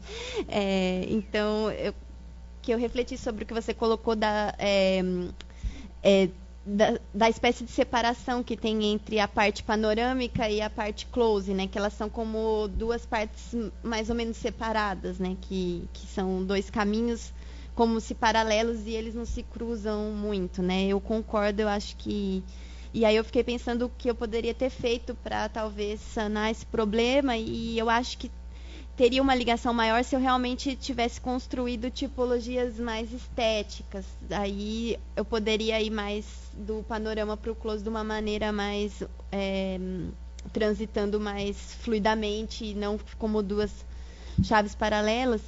Mas, ao mesmo tempo, eu tinha tantas questões que eu queria responder em termos de conteúdo, como essas questões sobre a tortura, porque uma questão que me incomodava era que, às vezes, os trabalhos que eu lia, esses monográficos, eles teciam considerações generalizantes que muitas vezes não consideravam os filmes que existiam. Então, eu lia vários trabalhos, assim, que tratavam de filmes dos anos 90 e, por exemplo, eu me lembro de uma observação que falava sobre o ano em que meus pais saíram de férias e falava que era a primeira vez que tinha um filme sobre o olhar dos filhos e sobre que era uma nova leva de filmes que estava sendo sobre o olhar dos filhos ou o olhar dos pais, por exemplo, a Suzu Angel, que estava saindo um pouco do foco do guerrilheiro que até então tinha predominado. E quando a gente olha os filmes dos anos 80, você vê que, por exemplo, Nunca Fomos Tão Felizes é o olhar do filho, tem outros filmes que são o olhar dos pais, então... Ao Sul do Meu Corpo, também são pais à procura de um filho, é toda uma problemática também que tem em laços amorosos, mas que tem essa questão. Então, eu pensava isso, que às vezes se faziam generalizações sem ter como base a filmografia existente, principalmente os filmes dos anos 80 eram muito relegados. Então, me incomodava às vezes essas generalizações que eram feitas com base em poucos filmes, mas teciam observações gerais. E mesmo as críticas de cinema, muitas pessoas falavam agora que o cinema está começando a tratar do tema, sendo que tinha já uma filmografia grande nos anos 80. Então foi um pouco isso que eu comecei a querer ver, e na verdade surgiram mais filmes do que eu imaginava que existissem mesmo. Esse Agora José, Tortura do Sexo, foi uma surpresa total, eu não imaginava a existência desse filme. Ele e o Paula, né, que eram filmes bem desconhecidos, que sempre o Pra Frente Brasil é tido como o primeiro filme a tratar mais diretamente da ditadura. Então foram algumas surpresas assim que foram aparecendo também para mim, e eu sempre, então desde o início eu tinha essa perspectiva do balanço, inclusive porque na iniciação eu tinha trabalhado com os filmes da Retomada, então era uma curiosidade para mim querer estudar os filmes dos anos 80 e ver se eles eram melhores ou se eles eram diferentes, enfim, eu tinha essa ambição de fazer esse balanço geral. Isso era uma coisa que eu tinha desde o início, embora muitas pessoas falassem que era muita coisa para se analisar num mestrado, então isso também era um desafio.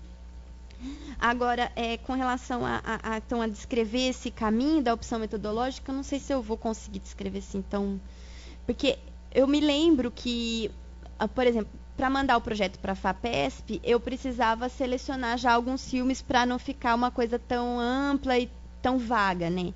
Então, eu tinha escolhido outros filmes na época, eu lembro que alguns eu mantive, eu não lembro exatamente quais, mas eram esse enfoque de uns 5 a 10 filmes, eu tinha selecionado acho que mais até.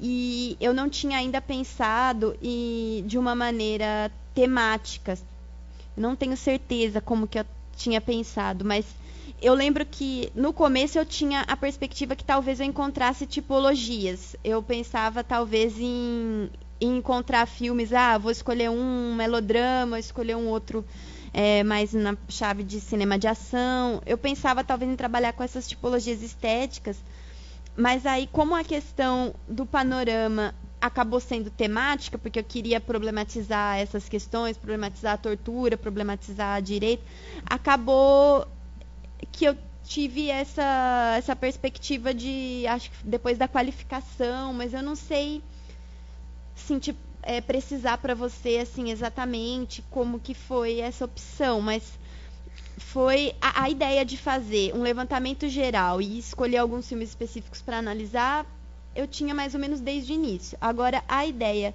de dividir por temas, ou por épocas, ou por questões estéticas, não estava muito definido. Foi mais definido pelo andamento do texto mesmo, que eu fui escrevendo e fui vendo que talvez pudesse fazer esse recorte temático e selecionar filmes, que foi aí que eu fiquei, que eu fechei mesmo esses 5 filmes, porque até então eu tinha escolhido outros filmes, por exemplo, Cabra Cega, eu gostava bastante, eu tinha vontade de analisar. Então eu tinha feito um recorte prévio de filmes para análise interna, que eram já variados, porque eu tinha um pouco essa perspectiva, vou escolher um melodrama, vou escolher um outro de outras perspectivas para poder ver as diferenças de abordagem e as soluções, né, que cada tipo de filme encontrou. Mas o recorte temático foi mais a forma do texto mesmo, assim, que foi ficando desse jeito depois da qualificação. Eu fui achando que essa era a estrutura que daria certo, mas não foi uma opção assim previamente pensada. Mas a ideia de fazer uma abordagem panorâmica e depois selecionar alguns, eu já tinha, porque a minha referência mais central é o Pierre Sorlan, no campo da sociologia do cinema, e ele trabalha mais nesse campo da análise semiológica, na análise mais aprofundada de cada obra, né, que ele fala que é importante analisar como, né, a maneira, a construção audiovisual, e não só ficar no aspecto temático, e analisar as recorrências, os aspectos que aparecem repetidamente em mais de um filme. Então, eu tinha como referência. Agora, a sua segunda questão, realmente, eu acho que vai ser difícil eu esboçar alguma coisa assim agora de pronto, porque realmente é um período que eu não estudei, e eu, na verdade, eu conheço pouco. Eu tenho assistido assim alguns, mas eu tô vendo que tá saindo muitos filmes, eu não tenho nem acompanhado todos os filmes que têm sido lançados de 2010 para cá, mas eu acho que realmente é um novo momento, que são filmes que têm feito muito mais essa relação entre passado e presente. Então, são filmes que, embora a maior parte deles tenham uma visada mais subjetiva, eles são filmes que avançam no sentido de mostrar as questões abertas, as feridas que estão ainda abertas na atualidade. Então, eu acho que são filmes que estão indo aprofundando mais a discussão, né? Porque a filmografia do período que eu estudei era bastante, muitas vezes, esquemática, e não ia muito a fundo, muitas vezes, nem no ponto de vista sociopolítico, nem no ponto de vista subjetivo, né? Como eu considero, por exemplo, o Zuzuende, eu acho que ele é um filme muito escolar, muito uma espécie de filme didático, melodramático, mas ao mesmo tempo ele não aprofunda tanto nem psicologicamente os personagens. Acho que O Ano em que Meus Pais Saíram de Férias, por exemplo, ele é um pouco mais sutil e sensível na caracterização psicológica dos personagens, e também, ao mesmo tempo, o Zuzuende, ele também não é bem resolvido nessa perspectiva sociopolítica, né? Eu acho que ele fica muito numa superfície. Então, e vários filmes são um pouco nessa linha, assim, que a meu ver é problemática. Então, eu achava a filmografia bastante fraca, principalmente quando a gente comentava no começo, a filmografia argentina me parece muito forte. Também eu não estudei as outras filmografias, conheço também poucos exemplos, seria muito interessante também fazer uma análise comparada. Mas, assim, em termos de momentos, eu não sei, as características assim, que eu notei como períodos, os anos 80, me parece que é um pouco essa questão da cautela na denúncia, né, que eu comentei. Então, ou a tortura é relegada a grupos paramilitares, que aparece como são civis, é uma coisa paralela, desligada do Estado, ou aparece em alguns filmes a delegacia, mas não compromete o Estado em si, né? São alguns policiais, mas não compromete o regime militar como um todo. Ou então um pouco ainda essa perspectiva alegórica que aparece em alguns filmes que se passam em países fictícios, enfim, que fazem referência ao Brasil e à América Latina como um todo, numa matriz mais alegórica. Então, são filmes que não fazem a denúncia de uma maneira tão direta nos anos 80, principalmente até 85, mas estendendo praticamente até 89 se percebe isso. Aí, o Quarupi, por exemplo, é um dos primeiros filmes que é de 89, que vai colocar realmente militares diretamente envolvidos com a tortura, uma problematização da ideologia que estava na base do golpe.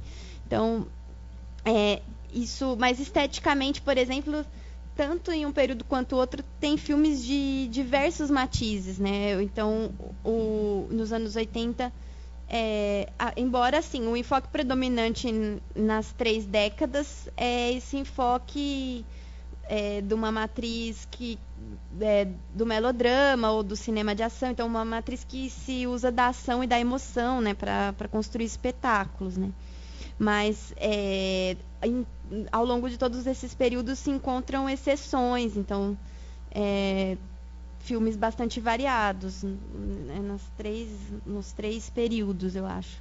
E os documentários também, eles são, embora os documentários acho que eles tenham avançado bem mais agora, de 2010 para cá, porque os primeiros documentários eram bem mais expositivos, o documentário mais no enfoque didático, porque também imagino que seja lógico que a gente não pode, né, tecer relações tão diretas, mas num primeiro momento sempre a denúncia importava mais. Então o Silvio Tendler vai fazer filmes que procurem mostrar como foi o golpe, quem eram os responsáveis pelo golpe. Então é um processo também, né? Eu acredito que o primeiro momento a denúncia é mais importante, depois quando isso já está mais ou menos posto, começam a surgir filmes que adensam mais nas questões subjetivas, como esses documentários que a gente tem visto atualmente. Mas, enfim, esses marcos, assim, eu não sei se é possível delimitar tão claramente, assim. Eu acho que de 2010 para cá, realmente, eu percebo uma virada, assim, como você colocou, um novo momento da filmografia. Mas, no período que eu analisei, é um pouco difícil, assim, produzir, assim, momentos estanques, assim, né? Dizer, acho que é isso. Eu começo a falar. Alfredo, tem que vir aqui, não tem jeito.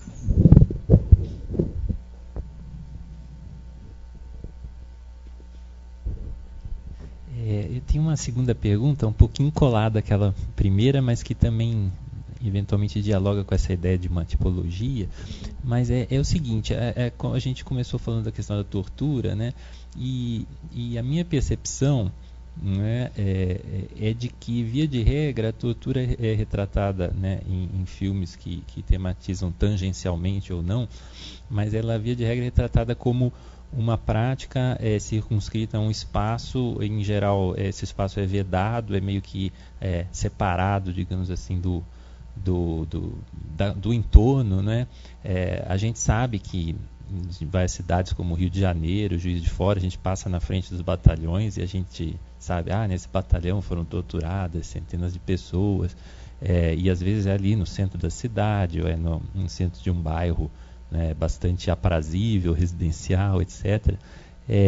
A pergunta que eu faço é a seguinte: você teria um ou alguns filmes que abordassem essa questão da tortura na ditadura militar de maneira mais inclusiva, no sentido de eventualmente identificar as zonas aí, os graus de cinza entre o aparato repressivo e a sociedade civil? Porque, por exemplo, um filme como o Corpo em Delito, eu acho que é um filme que mais ou menos ensaia algo nesse sentido, porque o personagem principal trabalha, né, eu não me lembro precisamente, mas acho que é isso, né, ele trabalha, é um médico, né, que trabalha para o Estado, e então está no meio ali desse aparato repressivo, mas ao mesmo tempo também é civil. Então eu queria saber se você identifica filmes que vão mais a fundo nessa questão, Você até falou inicialmente a coisa do um filme como Cidadão Boyle, assim, e outros filmes que tematizam apoio da sociedade civil, apoio da burguesia. Você teria como sublinhar alguns filmes aí que tratam disso? Deixa eu só complementar a questão com uma outra, que você optou por não dividir os documentários das ficções, né, nessas análises de grupo. E a minha pergunta é, será que talvez não seria o caso de dividir? Até porque todos os estudos de caso seu, no fundo, são sobre filmes de ficção. E por vezes você faz comentários, que nem no caso do Que Bom Te Ver Vivo. Eu antecipei porque muito provavelmente é um filme que vai aparecer. Porque eu acho que no campo do documentário, mal ou bem, tem o compromisso com a história, né? É óbvio que isso contemporaneamente é discutido. Mal ou bem tem um compromisso com o que aconteceu, nessa perspectiva mais do fato mesmo, né? De reconstituir, para pegar o Hércules 56 que o Fernando trabalhou. Quer dizer, eu acho que o filme é muito motivado por questões que estão ligadas às trajetórias individuais, mas porque existiu o que é esse companheiro. Não é à toa que está em análise o trabalho dele e os dois. Ou seja, é preciso, também tem o livro do Gabeira, mas eu acho que o filme vem um pouco nessa perspectiva de é preciso restituir um pouco o que aconteceu, né? Colocar sem a recusa. Acho que hoje no contemporâneo existe essa recusa de estabelecer, né, esse vínculo de forma assim tão direta. Mas eu até no próprio texto tem momentos quando você vai falar da questão da tortura de novo, Que Bom Te Ver Viva bem, porque você fala, não, esse é um filme onde essa questão foi de fato. E eu fiquei me perguntando se não é porque no fundo é um documentário, né, e o documentário ele tem um pouco essa característica. Tem outras questões que são postas, né, e que dizem respeito, no caso do Que Bom Te Ter Viva, tem encenação, né, que é a Irene Ravache, que conduz lá, mas não tem a encenação da tortura. Poderia ter, eventualmente. Mas, enfim, tem uma ausência. Mas lá, e você mesmo observa isso, por mais que tenha ausência, é uma questão muito forte do corpo feminino. Então, a minha questão em complemento é se talvez não seria o caso de você trouxe a argumentação que é de fato correta, né, de que se tratam de discursos, enfim, mas eu acho que o documentário tem um outro tipo de aproximação ao tema, né? Primeiro, respondendo a questão do Alfredo, o Corpo em Delito realmente eu acho que é um dos filmes mais interessantes nesse sentido. Eu estou aqui tentando repassar os outros para responder melhor a questão, mas não sei se eu vou me lembrar de todos. Mas o Corpo em Delito ele é bem interessante porque, além do personagem do Lima Duarte, para quem não viu o filme, né, ele tem um outro legista, o Diderot, amigo dele, que é um pouco mais... ele tem mais problemas de consciência com essa relação com o regime.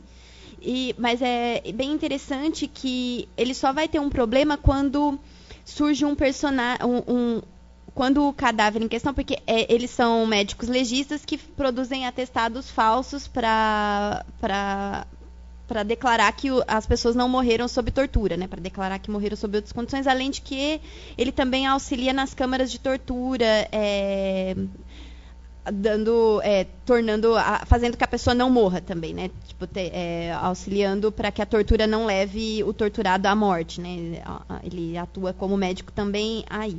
Mas o filme passa em 3 momentos. Ele modifica, então, ao primeiro momento, que é ainda no governo Médici, ele auxilia na Câmara de Tortura, e depois tem esse momento que foi a cena que eu passei, que já é o governo Geisel, e que tem um cadáver que é uma óbvia referência ao caso do Vladimir Herzog, que é um jornalista que foi morto por acidente, e aí esse personagem, o Diderot, ele fala que dessa vez mataram uma pessoa que não merecia. Não me lembro exatamente as frases, mas a problemática que o Diderot começa a colocar esse cara, ele tem família, ele tem profissão, carteira assinada, ele não era um subversivo, ele não precisava ter morrido, aí ele tem um problema maior de consciência do que ele tinha com relação aos outros atestados que ele assinava junto com o Atos Brasil, que é o Lima Duarte.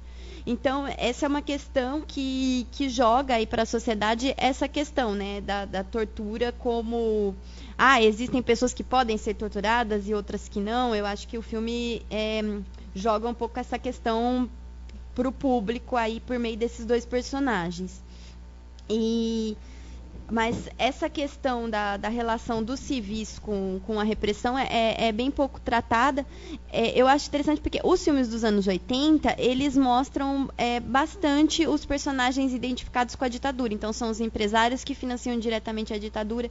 Isso era uma questão que não era tabu nos anos 80. Era bem comum você ter cenas de família que o pai apoia claramente a ditadura. Isso parece impensável nos filmes dos anos 90 e 2000. Nos filmes atuais, nesses filmes mais dos anos 90 e 2000, a sociedade é sempre ou uma vítima política ou ela está contra a ditadura, mas não aparecem esses personagens identificados com a base de apoio do regime. Mas em termos da relação com a tortura, isso aparece em poucos filmes, assim, isso que você colocou, por exemplo, dos locais, então de existirem civis que sabem, mas não denunciam, isso é bem raro. Eu estou tentando repassar, assim, mas exceto assim, esse caso, por exemplo, o Bom Burguês e o Pra Frente Brasil tem os empresários que financiam a tortura, então é uma coisa que aparece explicitamente, mas o resto da sociedade não aparece assim muito essa questão da crise de consciência ou não, da denúncia. Estou tentando relembrar aqui, se eu lembrar de mais alguns exemplos, mas o Corpo em Delito é um filme bem interessante nesse sentido. E sobre essa relação também, eu me lembrei do Que Bom Te Ver Viva. Tem uma fala que é interessante, que a militante falando que ela, depois nos anos 80, ela fazia trabalho de base na Baixada Fluminense, e ela falava que quando ela relatava que ela tinha sido torturada, a sua experiência de violência era uma coisa que não chocava as moradoras da Baixada Fluminense, porque para elas isso era um dado cotidiano, a violência policial. Então, é uma questão também interessante que o filme joga, que é uma coisa que, quando se fala de tortura, essas mulheres falavam de tortura entre o seu meio de classe média, era uma coisa que chocava a todos, mas quando ela faz esse trabalho de base na Baixada, é uma questão que, você é mais uma torturada, a pessoa não era vista como exceção, né? Então, é uma questão que passa essa questão de classe, etc., que aparece no filme. E a questão, então, passando agora à sua questão, Moretim, eu percebi isso, que justamente eu não escolhi nenhum documentário para analisar mais diretamente. Eu até fiquei pensando se depois eu trocava, porque foi um processo um pouco natural, assim, fui escolhendo pelos temas e um pouco pelo gosto e pelos tipos, mas eu não escolhi nenhum documentário. E eu falo dos documentários mais na parte panorâmica, que realmente é outra chave, né? O documentário, ele trabalha com essa ideia de um discurso de verdade, né? Ele está em relação mais direta com os outros discursos de verdade, né? A história e as outras disciplinas científicas. E então é outra chave, e mesmo esteticamente, para analisar, é diferente, né? São outras tipologias. Então talvez pelo próprio instrumental de análise, eu acabei me dedicando mais à ficção. E eu acho que realmente seria interessante um trabalho mais aprofundado que focasse só os documentários e talvez essa trajetória dos documentários dos anos 90 para cá, para observar as diferentes formas de abordagem, né, que vai de um documentário mais expositivo, passando para um documentário mais interativo, com as entrevistas, até essa guinada subjetiva e mais performativa desses filmes de 2010 para cá, né? Então, eu acho que realmente seria necessário um outro trabalho, porque eu trabalhei com eles mais no sentido temático, né? As questões que foram levantadas, mas eu não analisei. Quando eu falo do Hércules 56, eu faço uma breve análise mais fílmica, mas também não aprofundo muito. Mas, ao mesmo tempo, eu acho que a ficção também poderia ter ido muito além. Eu acho que também... eu acho que é perigoso também cair nesse discurso, o documentário pode mais, o documentário consegue ir mais a fundo nas questões pela sua própria forma. eu acho, como a gente citou aqui o caso dos Irmãos Naves, por exemplo, eu acho que é uma ficção que consegue colocar questões sociais assim de uma maneira bem resolvida, e ao mesmo tempo ele é um filme bem resolvido enquanto cinema. Ele não é um filme meramente descritivo, né? Ele é um filme que é interessante do ponto de vista dramático também. Então eu acho que a ficção também poderia encontrar formas de tratar das questões. Acho que também não cabe esperar só do documentário as discussões mais profundas, né? Acho que as ficções brasileiras realmente, em geral, ficaram muito na superfície, mas elas poderiam... Tem potencial. A própria cinematografia argentina tem filmes que mostram que é possível, né, ir além. Margarida, tem que vir aqui, Margarida.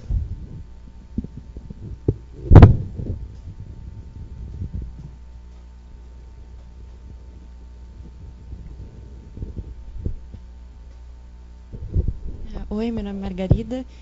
Eu queria te perguntar, você falou de alguns filmes que trazem pouco a discussão da luta armada como um projeto político, e te perguntar se isso ficou um tema mais datado do cinema novo, dos anos 60 e 70, e como ele apareceria por décadas. Assim, por exemplo, Hércules 56 traz isso, mas como um conjunto, uma discussão da esquerda, e aí fiquei pensando como documentário. Hoje também aparece um pouco o confronto dela mais pessoal. Se daria para pensar se isso foi um tema que ficou no passado ou se retoma. Aí só algumas coisas que me vieram à mente.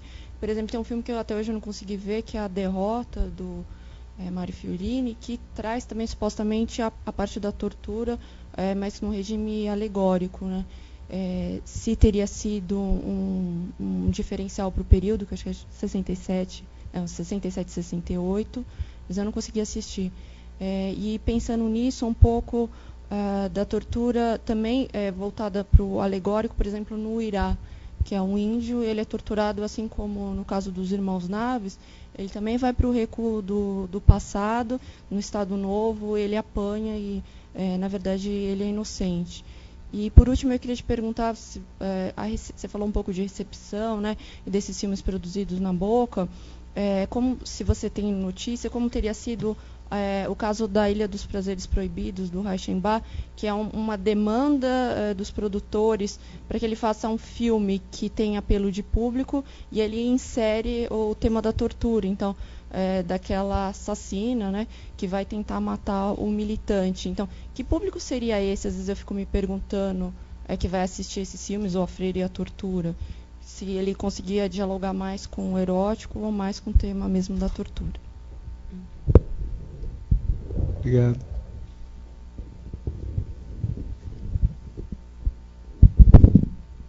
Bom, a sua questão é difícil. Eu estou aqui pensando como que eu vou responder. A Derrota é um filme que eu queria muito ter visto, também não consegui ver, até para esse capítulo que eu escrevi, que trataria dos filmes que abordam a tortura durante a ditadura, eu não consegui ver.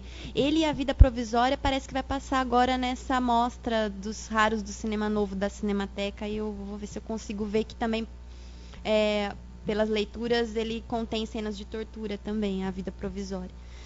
Os dois são, acho que de 67, 68. E então eu também esses filmes eu não conheço, e eu não sei, eu não consegui anotar todas essas questões. Aí, com relação à Boca, o outro do Reichenbach, que é o Extremos do Prazer, também tem um diálogo, mas é bem complicado responder, porque, em termos de crítica, por exemplo, o E Agora José, do que eu pesquisei na Cinemateca, não tem críticas na imprensa, assim, que em geral eles guardam as críticas que saem nos jornais.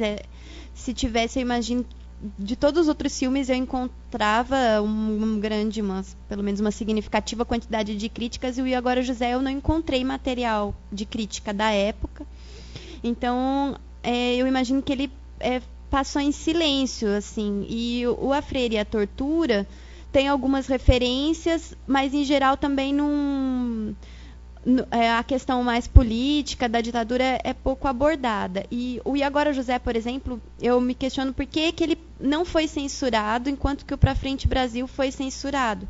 Então, ele é um filme de 79, lançado em 80, e ele passou totalmente incólume pela censura, sendo que ele tinha cenas de tortura, ele falava claramente da ditadura, ele falava que o empresariado tinha ligações com a ditadura, a tortura acontecia numa delegacia, então num lugar oficial.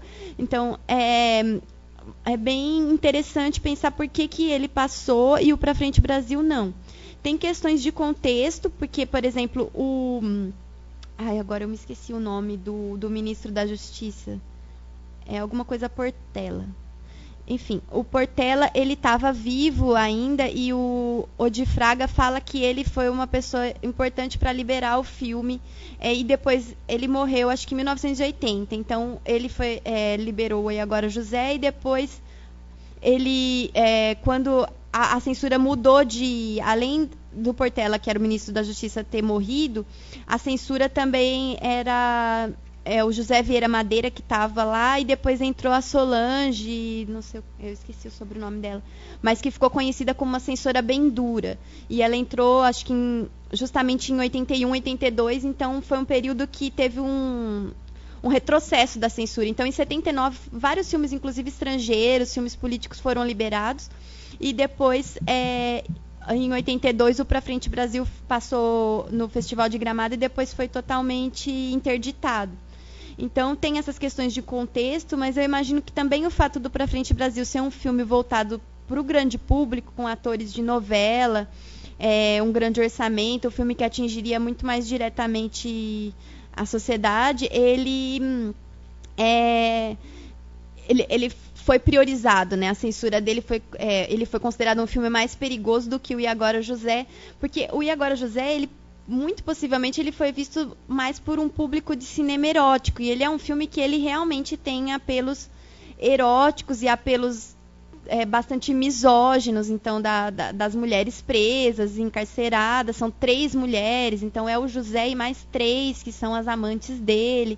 Então a questão das mulheres presas, e elas são submetidas a todos os tipos de violência, aparecem nuas o filme todo, e o José tem também delírios eróticos, então é um filme totalmente voltado para o público de cinema erótico. Então, eu imagino que muitas das pessoas que foram ver o filme não estavam se importando com o contexto, com as referências à ditadura, eles estavam interessados em ver as mulheres nuas. E, enfim, e esse era o enfoque do filme, porque o Odifraga é um produtor da Boca, a filmografia dele toda é de filmes eróticos, e esse subtítulo, Tortura do Sexo, também foi criado para atrair um público. O cartaz, tem a foto do cartaz no livro, ele é um cartaz bastante com esse apelo. E então eu imagino que seja um outro nicho de público que talvez preocupasse menos a censura.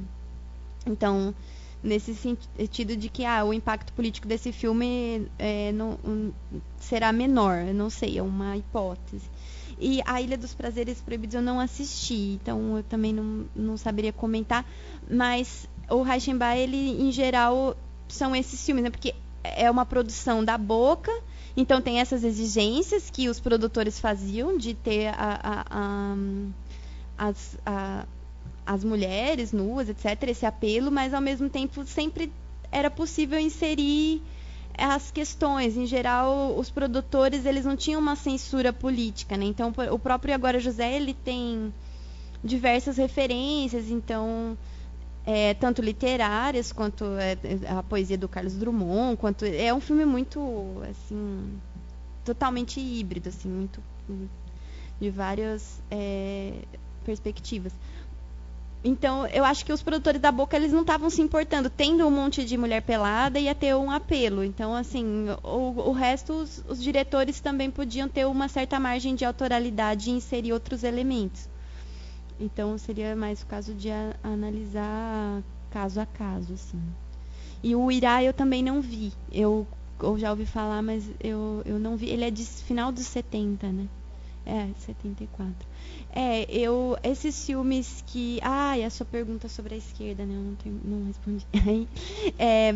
Então, eu não sei também se eu saberia te responder. A Terceira Morte de Joaquim Bolívar, ele é um filme que realmente quer pensar a trajetória da esquerda, de um ponto de vista bastante relativo à esquerda do Partido Comunista. A meu ver, ele é um filme que quer problematizar mais essa esquerda, que foi a esquerda que abriu mão da luta armada. Então, o personagem, ele vai... quando tem uma cena alegórica que ele podia ter um enfrentamento armado e ele não tem. Ele no pré-64. Então, esse personagem, ele representa um pouco, acho que a esquerda do Partido Comunista, que não optou pela luta armada. E ele problematiza um pouco isso. Então, essa esquerda que não foi para a luta armada, e nos anos 70 ele tentou uma perspectiva mais conciliatória, e nos anos 90 ele aderiu ao neoliberalismo. Ele perdeu todos os ideais. Então, a trajetória da esquerda que o filme esboça é essa. Então, agora, outros filmes, eles, em geral, a meu ver, eles ficam muito no ponto de vista ou de jovens despreparados que fizeram a luta armada, que é essa perspectiva do Zuzu Ender, que aparece em muitos outros filmes, lembrando de um Camel Lisboa, Sonhos e Desejos, se eu não me engano. Então, são vários filmes que a esquerda é representada em jovens, ingênuos, voluntaristas, e que não tem uma perspectiva programática, né? Então, é uma esquerda que aparece como jovens, assim, com alguns ideais de mudar o mundo, mas nunca é muito especificado os projetos das diferentes organizações, né? É bem uma visão homogeneizadora, e essa questão do voluntarismo sem perspectivas. E o que eu acho interessante é que, mesmo o cinema novo, o próprio Jean-Claude Bernardet faz uma crítica ao cinema novo também na época, que é interessante que o contexto pré-64 ele é ignorado pelo cinema brasileiro, mesmo pelo cinema novo. Então, por exemplo, na época que estavam acontecendo as lutas das ligas camponesas, tem o filme do Coutinho que é Paralisado, mas o cinema novo, em geral, ele não vai abordar as lutas do momento. Então, os filmes do pré-64 do cinema novo, eles são filmes que vão se voltar para uma... não para as lutas do momento, né? Ou eles voltam ao passado, Vidas Secas, ou eles deixam em aberto uma utopia como no Deus e o Diabo e a Terra do Sol, mas não retratam nem as greves dos anos 60, do início dos anos 60, nem as lutas camponesas.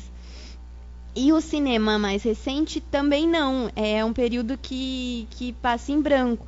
Eu tenho um filme que eu cito, que é o Meteoro, que é um filme que é brasileiro, porque é uma coprodução brasileira, ele é considerado um filme brasileiro, mas o diretor, ele não é brasileiro, ele é latino-americano, não lembro agora se ele é de Porto Rico. Enfim, ele é de outro país da América Latina, e ele é um filme, assim, acho que é dos anos 2000, 2003, se eu não me engano. E ele é interessante porque é um filme que ele coloca uma possibilidade de o que teria acontecido. É um microcosmo, que são trabalhadores que são esquecidos. Com o golpe de 64, eles estavam procurando, acho que é uma mina, não lembro, é em algum lugar perdido no interior do Brasil. Eu não lembro se era minério que eles estavam à procura. Enfim, são trabalhadores, ou era uma ferrovia que estava sendo construída, eu não me lembro. Mas aí eles são esquecidos com o golpe, então eles passam a não ter mais mantimentos da empresa, do governo, eles ficam lá isolados, e aí eles começam a construir uma comunidade alternativa. Então, é um filme bem também complicado, porque ele tem um humor meio chanchadesco, assim, porque depois eles se unem com umas prostitutas que chegam no local. Então, é essa ideia, assim, do Brasil, do amor livre. Mas é uma perspectiva interessante, porque coloca um pouco as possibilidades da utopia, assim. É um raro filme que os ideais do pré-64, assim, são de alguma forma retomados, embora numa chave bem, bem estranha, porque ele tem esse humor bem peculiar também, o filme. Mas é um raro filme, assim, em geral, a maior parte do filme se foca na derrota mesmo da esquerda, na morte, enfim. É isso. Então tá bom, acho que a gente conversou bastante, não é? Eu falo muito. Mas é assim mesmo. Então eu queria agradecer de novo a Caroline, agradecer a presença de todos aqui, que os eventualmente estão assistindo, e lembrar que na próxima semana, dia 15 de maio, nós teremos o Rubens Machado, que falará sobre a produção de Super 8 nesse período, né, de filmes que dialogam com esse contexto mais específico. Eu divulgarei em breve, mas antecipo que será na próxima quarta, às 14 horas. Tá certo? Então, obrigado.